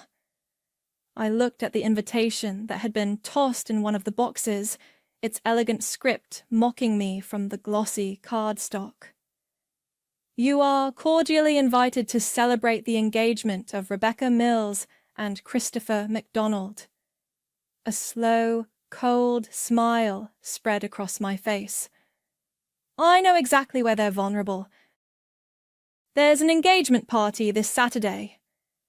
The engagement party was held at the Cypress Club, a place with old money baked into its mahogany walls. The invitation had specified cocktail attire, a bitter irony as I spent Saturday morning using the motel's coin-operated laundry to wash the few clothes Mason and I had. While our t-shirts and jeans tumbled in the dryer, I thought about the contrast. My son and I, living on take-out pizza and the grace of a weekly motel rate, while my brother celebrated his ascent into a world of wealth and influence, funded by my sacrifice. That evening, I transformed. The dress was my one indulgence from a life before this, a simple black sheath dress I'd bought for a work gala years ago. It was elegant, severe, and fit me like a second skin. My hair was pulled back in a sleek knot, my makeup minimal, but sharp. When I looked in the cracked mirror of the motel bathroom, I didn't see a victim. I saw a woman with a purpose. Mitchell met me in the lobby, looking every bit the part of a successful lawyer in a tailored grey suit. He was holding a slim leather briefcase. "Ready?" he asked, his expression unreadable. "Let's go," I said, my voice betraying none of the tremor in my hands. We walked into the ballroom of the Cypress Club, and a wave of string music and polite laughter washed over us. Crystal chandeliers dripped light onto a sea of expensive suits and silk dresses. My family was holding court near the grand fireplace. My father, Herbert, was laughing boisterously with a group of men, a glass of whiskey in his hand. My mother, Maria, was preening, fluttering around Rebecca's mother like a nervous bird. And there was Chris, looking dapper and utterly carefree, his arm possessively around Rebecca's waist. He saw me first. The smile on his face froze, then curdled into a sneer. He whispered something to my mother, whose face went pale. My father's laughter died in his throat as he followed their gaze. I ignored them. With a calm precision that felt like an out-of-body experience, I made my way to the open bar. Mitchell followed, a silent, imposing shadow at my side. "Amber, what are you doing here?" The voice belonged to a cousin I hadn't seen in years. I gave her a polite, distant smile. "Celebrating family, of course." My parents approached, their movements stiff with anger. "You need to leave," my father hissed, keeping his voice low to avoid a scene. "You are not welcome here." "I'm on the guest list," I said coolly, taking a sip of club soda. "Chris must have forgotten to uninvite me." "Don't do this, Amber," my mother pleaded, her eyes darting around nervously. "Not here. Not in front of these people." "These people?" I asked, my voice dangerously soft. "You mean the family of the woman my brother is about to marry? The family whose good name you're all so desperate to attach yourselves to?" Before they could respond, Chris and Rebecca were upon us. Rebecca looked genuinely happy to see me, her innocence a stark contrast to the venom in my brother's eyes. "Amber, I'm so glad you came," she said, giving me a quick, awkward hug. "I was so sorry to hear about you moving out." "It was a sudden change of plans," I said, meeting Chris's glare. He plastered on a fake smile for Rebecca's benefit. "This is a private event, Amber." "I'm aware, and this is my colleague, Mitchell," I said, gesturing to the man beside me. "He's my +1. Just then, a distinguished-looking man with silver hair and a powerful presence joined the group. "Everything all right here, Becky?" he asked, his sharp eyes taking in the scene. "Dad, this is Amber, Chris's sister," Rebecca said brightly. "Amber, this is my father, Ernest Mills." Ernest Mills, CEO of Mills Consolidated, a man whose face was a regular feature in business journals. He extended a hand, his grip firm. "A pleasure to meet you." "You as well, Mr. Mills," I said, my heart pounding a steady, determined rhythm against my ribs. This was it, the moment of leverage. As if summoned by an invisible cue, a man in a nondescript suit entered the ballroom. He moved with an unhurried, professional gait, his eyes scanning the crowd. He walked directly toward our little cluster. My family watched him, confused. I held my breath. The man stopped in front of my father. "Herbert MacDonald?" My father nodded, his brow furrowed. The man handed him a thick envelope. "You've been served." Then he turned to my brother. "Christopher MacDonald?" Chris stared, dumbfounded, as a second envelope was pressed into his hand. "You've been served." The process server gave a curt nod and turned, disappearing back into the crowd as seamlessly as he had arrived. A bubble of silence expanded around us.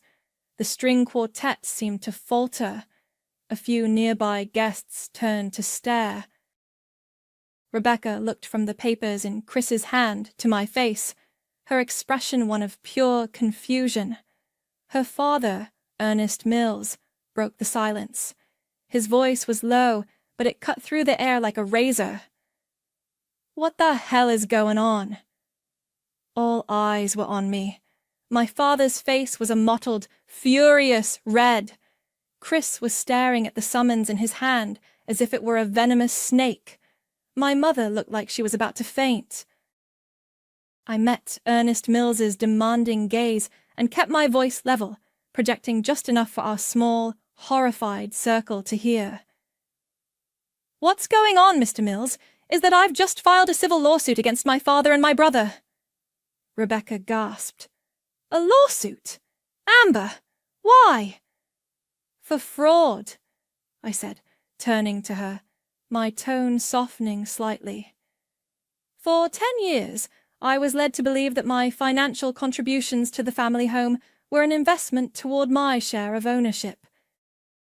I have bank records, receipts, and a notarized document from my parents promising me a stake in the property.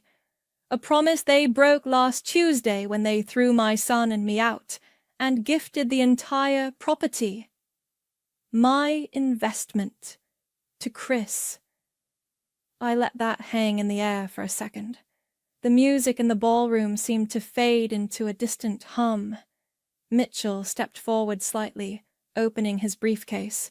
He wasn't addressing the family, but Ernest. "The suit alleges intentional misrepresentation and unjust enrichment. We've also filed a lis pendens, a legal lien, against the property.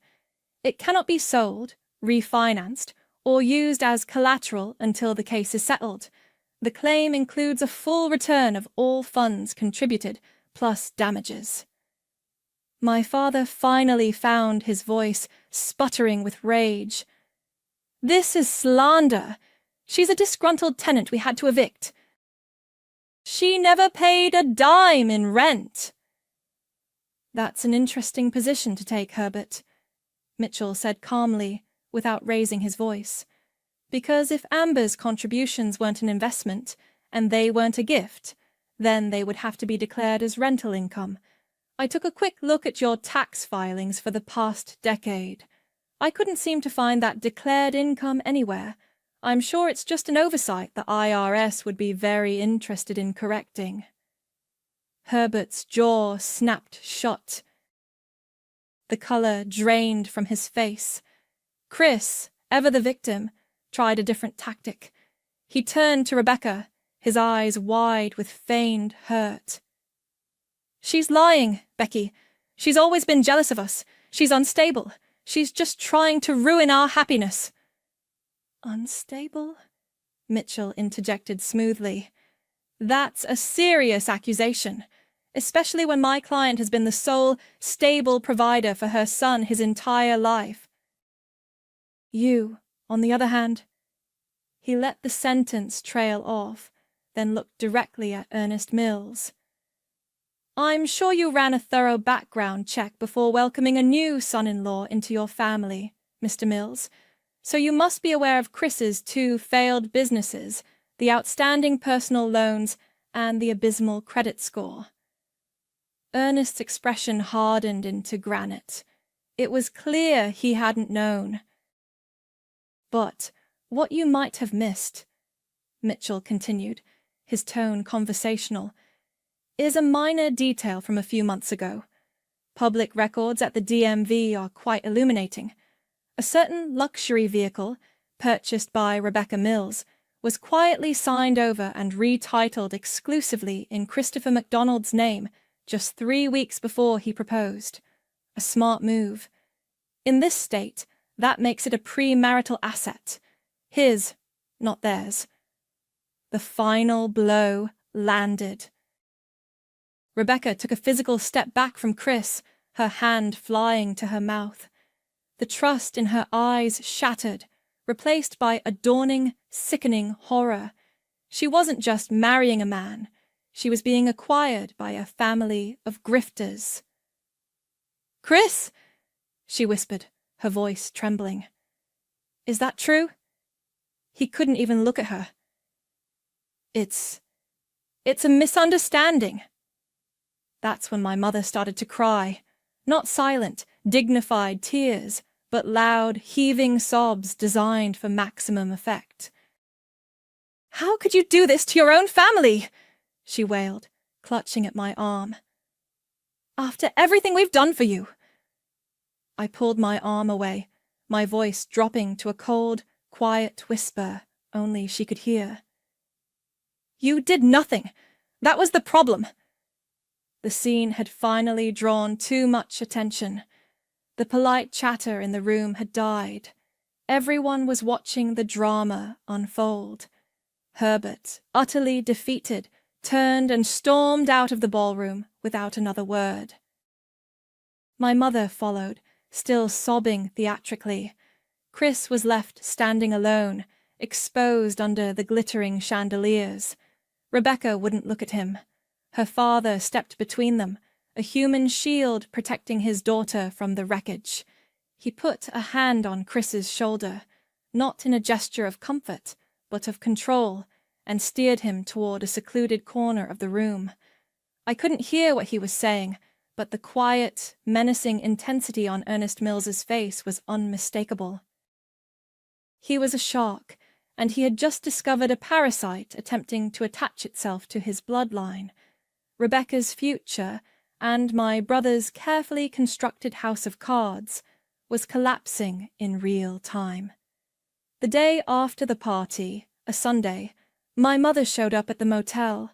She must have gotten the room number from a well-meaning relative who thought they were helping. She looked haggard, her eyes puffy and red. She knocked softly, as if afraid of the sound. I opened the door just wide enough to block her entry. Mason was watching TV, and I didn't want him to see her. "Amber, please," she began, her voice a practiced, sorrowful whispers. "We need to talk. Your father is beside himself. You have to drop this lawsuit." "No," I said. The word was solid, immovable. She tried to push past me. "Let me in. We can't discuss this in a hallway." I didn't budge. "There's nothing to discuss. You made your choice." "Now I'm making mine." Her narrative shifted, the practiced grief melting into desperate persuasion. "We didn't realize how hurt you were, honey. We never meant for it to go this far. Your father, he doesn't always think before he speaks."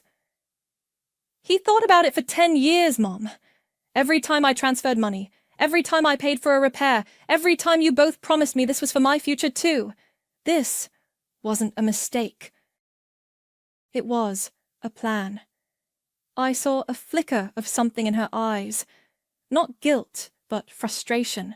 The frustration of a manipulator whose tactics have stopped working. I pressed on, the question that had echoed in the back of my mind my entire life finally breaking free. "Why? Why was it always him? Why did you let Dad treat me like an afterthought while Chris got everything he ever wanted?" Her composure finally cracked. Tears welled in her eyes, real ones this time, born not of performance but of a painful, pathetic truth. "Because you were always so strong," she choked out, the words tumbling over each other. "You were responsible. You were capable. You never needed us. Chris always needed us. We thought you'd be okay." The confession hit me harder than any insult. It wasn't that they loved him more. It was that they valued my strength so little they used it as an excuse to neglect me. My competence was a convenience. My resilience a justification for their emotional abandonment. They hadn't nurtured his weakness. They had fed on my strength until I had nothing left to give. "So, you punished me for being the child you didn't have to raise," I said, the realization settling in my gut like a block of ice. "I wasn't your daughter. I was your safety net." I closed the door gently in her face, the click of the lock echoing the final closing of a door in my heart. Later that afternoon, my phone buzzed with a text from an unknown number. "Hey, Amber. It's Rachel O'Brien. We knew each other back in the day. I was friends with your brother. Can you talk?" I remembered Rachel. She was smart, sharp-tongued, and had dated Chris for a few months years ago before he'd unceremoniously dumped her. I agreed to a call. "I heard what happened at the engagement party," she said, her voice devoid of pity, replaced by a kind of grim satisfaction. Good for you. Thanks, I said, wary. Why are you calling, Rachel? Because I want you to know you're not crazy. This wasn't a last-minute thing. Chris told me the plan over a year ago. He said he was going to marry Rebecca Mills, secure her father's backing, and then his parents were going to give him the house. He said, and I quote, "It's time for Amber and her kid to finally get out from under our feet." He never had any intention of sharing that house with you. The engagement was the trigger. Her words were a confirmation of what I already knew, but hearing them from an outside source solidified my resolve. This was premeditated. It was cold. The next day, the other shoe dropped. A courier delivered a thick envelope to the motel's front desk. It was a counterclaim from Chris, filed by some bulldog of a lawyer his soon-to-be ex-fiancée's family hadn't yet bankrupted. It was filled with vicious, baseless accusations, painting me as a vindictive, mentally unstable freeloader. But the worst part was at the end. Buried in the legalese was a petition for an emergency family court review of my custody of Mason. He was claiming my erratic behavior and unstable living situation made me an unfit mother. He was trying to take my son. Panic, cold and absolute, seized me for the first time. Attacking the house was one thing. Attacking my motherhood was a declaration of total war. I called Mitchell, my voice tight with a fury that bordered on hysteria. "He can't do this," I said, pacing the small motel room. "He has no grounds. He can't take Mason." "He can try," Mitchell said, his tone grim but steadying.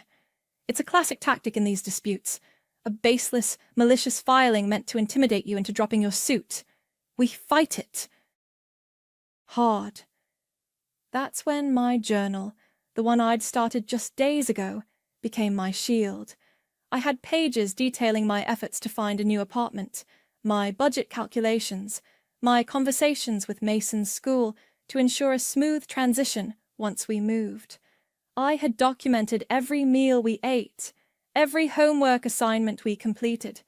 It was a meticulous record of a mother holding her world together under extreme duress. We countered his claim immediately. Mitchell's office compiled a dossier that made Chris's counterclaim look like the petty, vindictive garbage it was.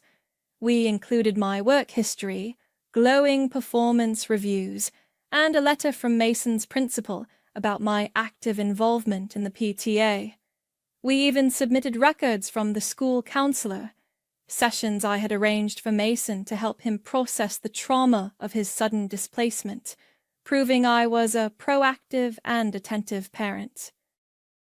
In contrast, we highlighted Chris's history of financial instability and his complete lack of involvement in Mason's life. He hadn't so much as sent a birthday card in 3 years. The legal battle was a slow, grinding misery, but the emotional toll was immediate. One night, as I was tucking Mason into the lumpy motel bed, he looked up at me with his serious, old-soul eyes. "Mommy," he asked, his voice small, "did Uncle Chris ever love me?" The question was a punch to the gut. I sat on the edge of the bed, my throat tight. How do you explain to an 8-year-old that the man who used to give him piggyback rides is now trying to tear his world apart? "Oh, sweetie," I said, stroking his hair. "People can be complicated. Sometimes they get lost and they forget how to love properly." I pulled him close and told him a story I made up on the spot about a mother wolf who would fight a whole pack of bigger, louder wolves to protect her cub. He fell asleep in my arms, his small body finally relaxed. I stayed awake most of the night, watching him breathe. A week later, Mitchell called with an update. "I've been digging into your father's finances, specifically the mortgage documents," he said, a hint of excitement in his voice. "You're not going to believe this. On the last 3 refinancing applications, Herbert explicitly declared under penalty of perjury that he was the sole source of the mortgage payments. He never mentioned your contributions." "What does that mean?" I asked. "It means he lied to a federally insured lender. That's not just a civil matter, Amber. That's mortgage fraud. It's a felony. We now have criminal leverage." The news was a bombshell. This was no longer just a family squabble over property. My father had committed a federal crime to cut me out. As if on cue, the story broke. A local news blogger, tipped off by a source I suspected was connected to Ernest Mills's camp, published an article titled, "Local CEO's Daughter Embroiled in Fiancé's Family Real Estate Betrayal Scandal." It laid out the whole sordid affair, the lawsuit, the fraud allegations, Chris's financial history. My name was kept anonymous, referred to only as the sister, but the McDonalds were named explicitly. The fallout was swift. The day the article was published, Ernest Mills issued a public statement announcing that his daughter, Rebecca, had officially broken off her engagement to Christopher McDonald. He severed all personal and professional ties, effectively blacklisting my brother from any circle of influence he might have hoped to enter. The golden child had been permanently tarnished. The court date for the custody hearing was set. The night before, there was a hard, insistent knock on my motel room door. I looked through the peephole and my blood ran cold. It was Chris. He looked awful, disheveled, desperate, the smug confidence completely gone. I opened the door, keeping the security chain latched. "What do you want?" I asked. "Let me in, Amber. We need to talk." "We have nothing to talk about." He pressed his face closer to the opening, his eyes wild. "Listen to me. I have a deal for you. $50,000, cash. You walk away from the lawsuit, you drop the fraud claims, and I'll drop the custody thing. You can just disappear. Take the money and go." I looked at my brother's desperate, haggard face through the narrow gap in the door. $50,000?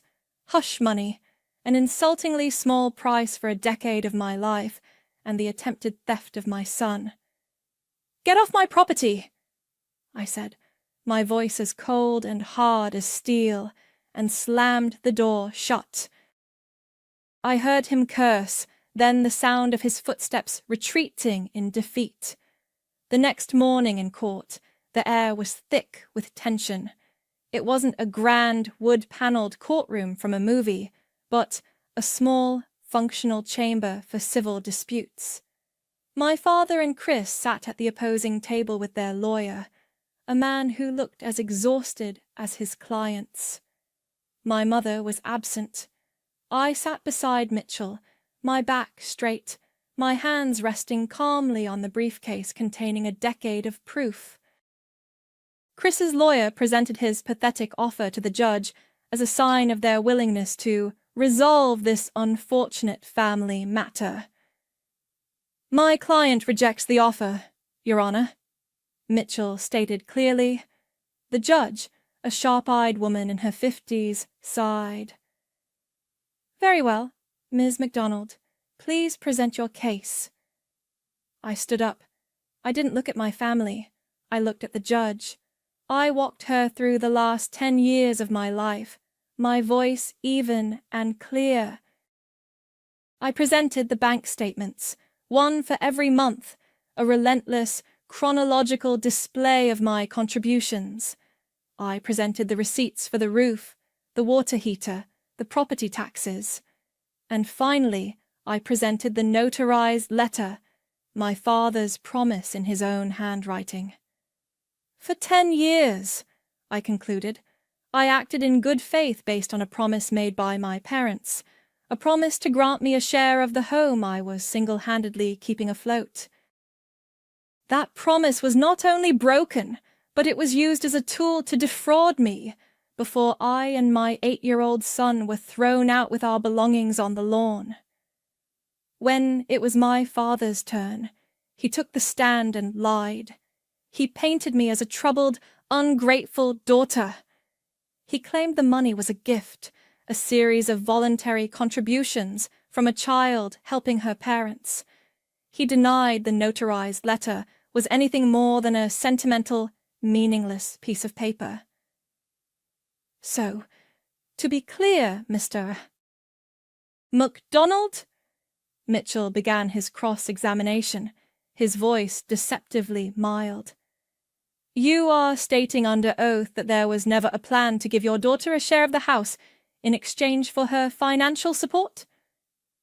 Absolutely not, Herbert said, puffing out his chest. The house was always for my son. That's a father's right. Interesting, Mitchell said, pulling a small digital audio recorder from his pocket. Your Honor, we'd like to play a piece of evidence.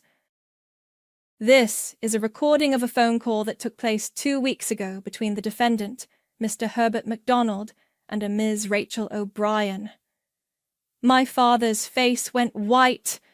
Chris stared at the recorder in horror. Mitchell pressed play. Rachel's voice came through the small speaker, clear and calm. I just don't get it, Herbert. Why do this to Amber after everything she's done? Then my father's voice, full of arrogant certainty, filled the courtroom. It's simple. The house is for your brother. It's always been the plan. Amber was just a means to an end. She was supposed to be grateful for what she had while she had it. The recording ended. A stunned silence fell over the room. My father had just perjured himself, his own words condemning him. His lawyer put his head in his hands. The judge's ruling was swift and decisive. She didn't grant me full ownership, but the victory was still overwhelming.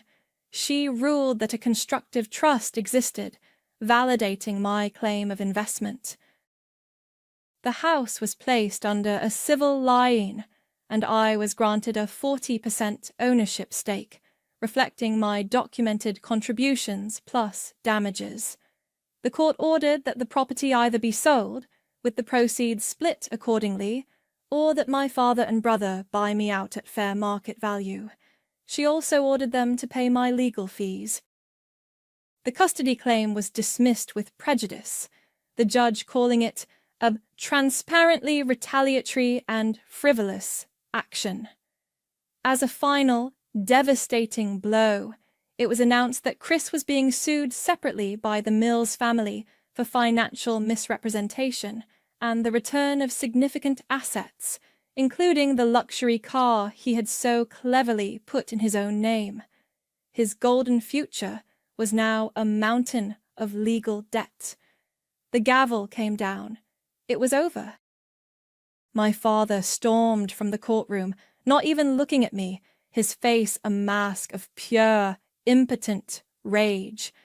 Chris followed, a hollowed-out shell of the man he used to be. I felt a small hand slip into mine. I looked down to see Mason looking up at me, his expression serious but relieved. I squeezed his hand, the warmth of it grounding me. I had won.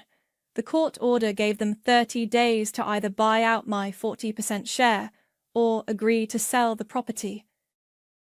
They couldn't afford the buyout, not with Chris's legal bills and my father's pride. So, the house went on the market. I returned to the property 2 weeks after the verdict, not as a visitor, but as an owner overseeing the division of assets. The moving truck in the driveway was for them this time. Under the terms of the sale, the house had to be empty, and I was there with a legally appointed appraiser to ensure none of the valuable, jointly owned antiques, things my money had indirectly paid to maintain, mysteriously vanished.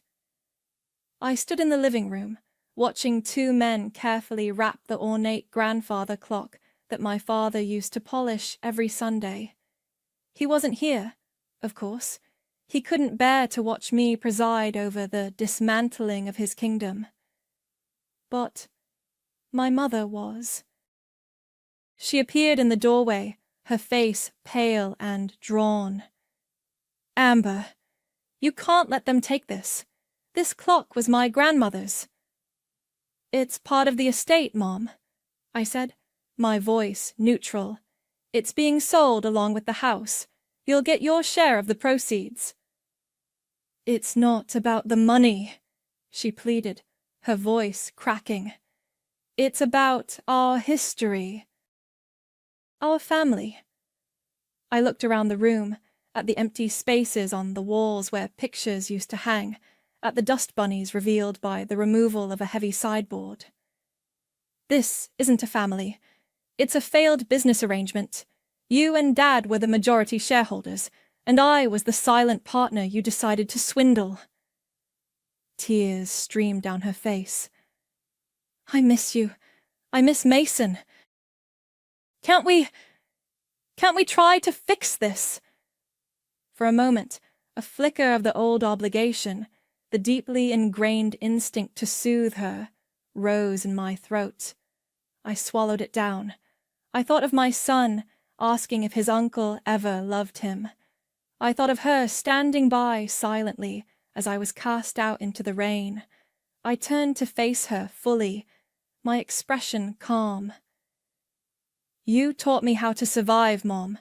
You taught me to be strong and independent because you never gave me another choice.